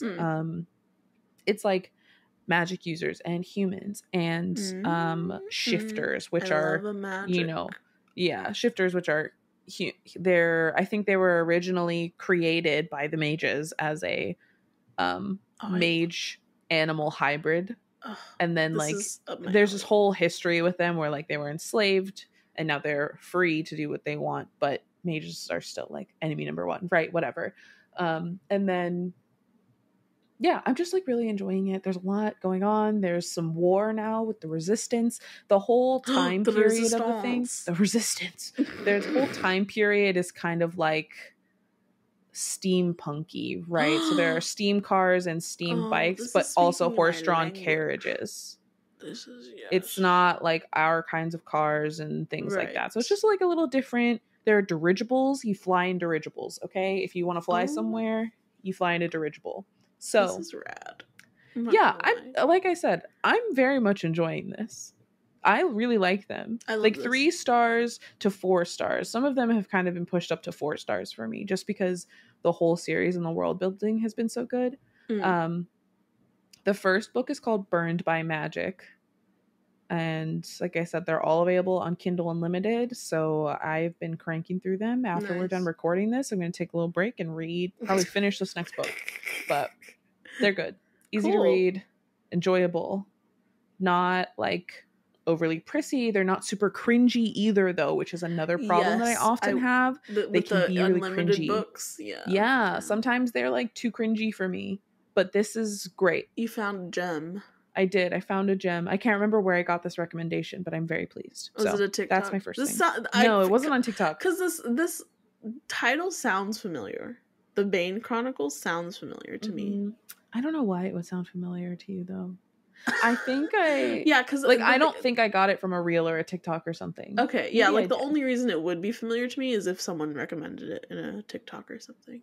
Like maybe it was a reel or something. I feel like maybe it was a reel. Oh man, I don't know. I don't know where I found this, but I'm glad I did. I'm enjoying these a lot. Love that. So that's number 1. Number 2 is one of our mutual favorite podcasts. Probably our mutual favorite. Number 1. Yeah. I've been listening to The Read a lot. Fave. The Read is a podcast by Kid Fury and Crissle West. And it's just a delight. And it's been... All right, have you been catching up? Yeah, I'm catching up. I'm like 2 episodes behind now. I hate to say, close. I think they are about to have a bit of a hiatus. Of course they are. It's about that time. Yeah. It's the time of the year where they have their like summer hiatus, and from things I've been seeing online, I think they need the break. Yeah. So you are caught up. Okay. Yeah, I'm caught up on the lore, just not the actual lore? Podcast. Okay, yeah. But the past episodes have been so good. I don't know. They've been really good. I hate that I almost listened to it immediately, and then I'm like, damn it, I wish I waited and had it like for the weekend. But I trade off between 2 because I'll go through phases of like catching up on 1 and then going back and listening to the episodes I've missed. So I've just been listening to a lot of The Read. It's been a real treat. They fuel my petty side a little bit. Yes. So it just feels good to be a little enraged with them, and then I can move on with my day, right? But it's nice. It's one of my favorite podcasts of all time. It probably is my favorite podcast of all time. It's funny. It's 2 really, really good friends chatting about like Black pop culture. And people send in really messy letters that are just and so they've been good. Ridiculous lately. They've been ridiculous. I don't know what's happening. And I'm like, it just is a really nice way to get like, I don't know, to feel like I'm socializing a little bit with people who like understand the way I talk. And they're very open about mental health, which I've always appreciated. And I think it makes also why they're about to go on hiatus. Yes, but I think it just makes a huge. I mean, people keep telling them this, and I don't even know if this was their intention, but people keep saying how significant it is for like 2 Black creators to be so open about mental health. With all the stigmas that exist in that community and how much of a difference it's made for people. I mean, the show's been around for 10 years. Yeah, it's huge. Right? So people have grown up with it. So, I don't know. Yeah, I think much to the chagrin of Kid Fury and Crissle. Yes. But I think, I don't know, like, that's such a huge impact from something that started, like, this podcast started. Yeah. You know? So, it's kind of cool. So, yeah, they, like... And on that note, like, they inspire me to continue with this, which we're so passionate about, and, like, is important to us. Yeah, it's a really great podcast. I highly recommend, whether you're Black or not, honestly. Honestly, if you're not Black, you should listen to it and see how fragile you are. If this show offends you, you need to reevaluate your relationship with your whiteness. Okay. It's a great show. It's very funny. Inspiring, uplifting. And I fully agree with that, like, their open dialogue about mental health, their own mental health struggles, is hugely impactful, truly. Because they're both very successful people. And it's still, that's not enough, you know? Right. And it's like them finding the balance, and you can kind of hear it as they go through it and come out the other side and how they're doing. So it's just a podcast that I really appreciate, and I'm not that I matter to them in any way, shape, or form, but like I am very proud of what they've created. I've been listening to the show for like 5 years. Like, this has been a part of my life for a long time. In college. Yeah, like I started listening like right before their 5-year anniversary or something. Yeah. So, you know, I'm not a day oneer, but it's been long enough that like them hitting a 10-year show, I was like, no, that's not true. Exactly. Like 10 years of the podcast, that's not true. That's so wild. It felt weird to hear that, but I'm extremely proud of how far they've come, and like,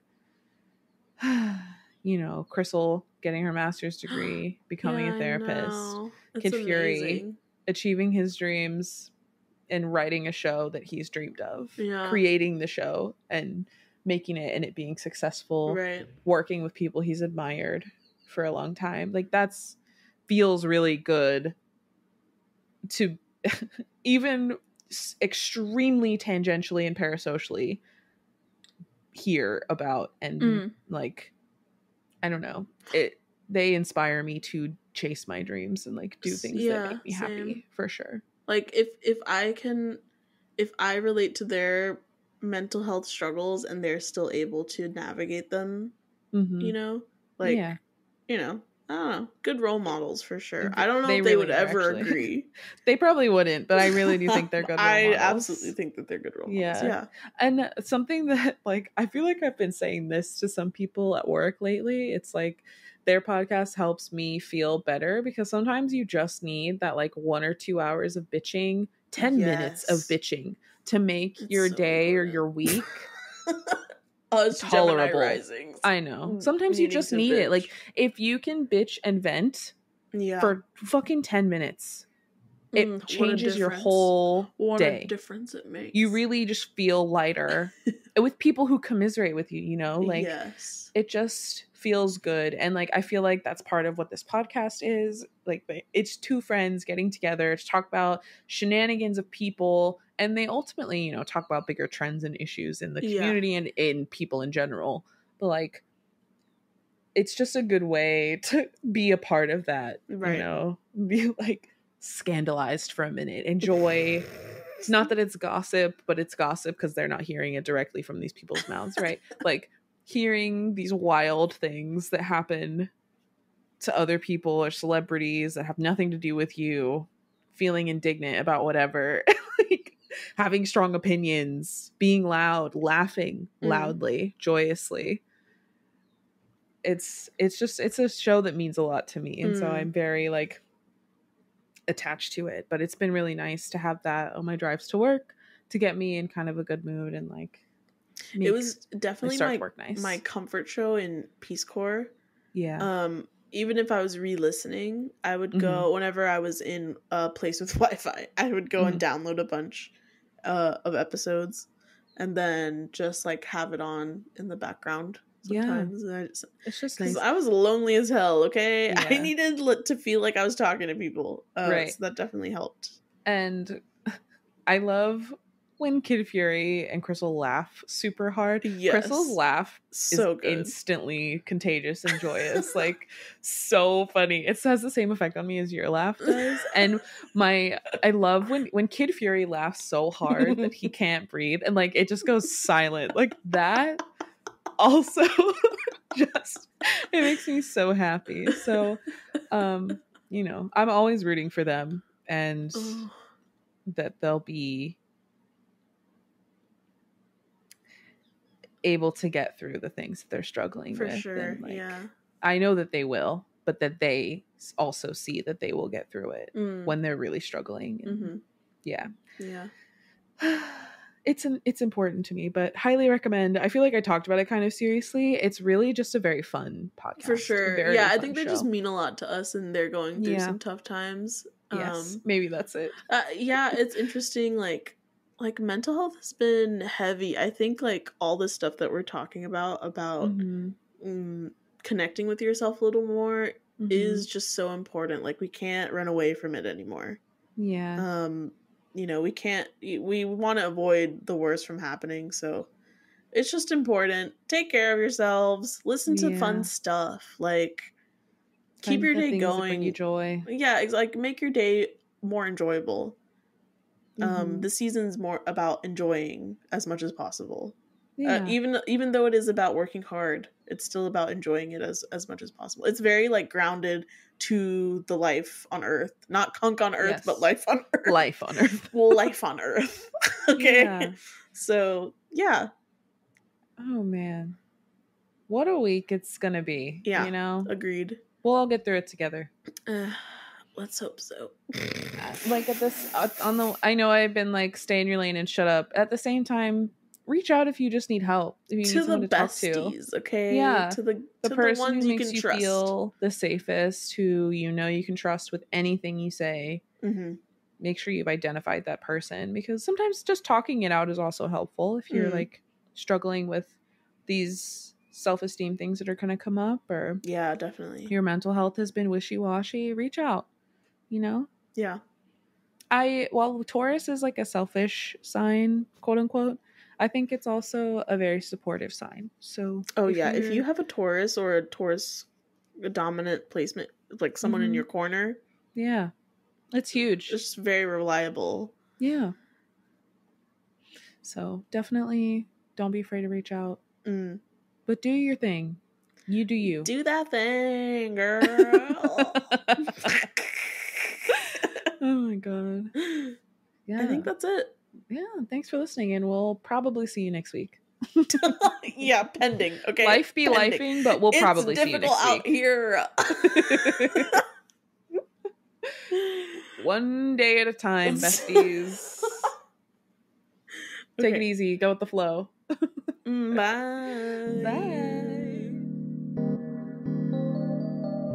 Thanks so much for listening to this episode. If you have any questions for us, you can always tweet us at 2 Cups Between. That's the number 2 Cups Between. On Twitter. You can also email us at 2cupsbetween@gmail.com, and make sure to rate and review on whatever platform you're listening to us on. Thanks, and have a good rest of your week. Bye. Bye. Another one in the books. Oh my god, you're so annoying. Oh my god. Oh, dude, I forgot to talk about like the biggest bit of gossip. Oh my god. Maybe I'll save it for next week. We'll stop recording. Oh, you wanted to say it on the show? Well, I would have talked about it on the show, but I'll save it for next week. Scandal. Well, you're not going to tell me now?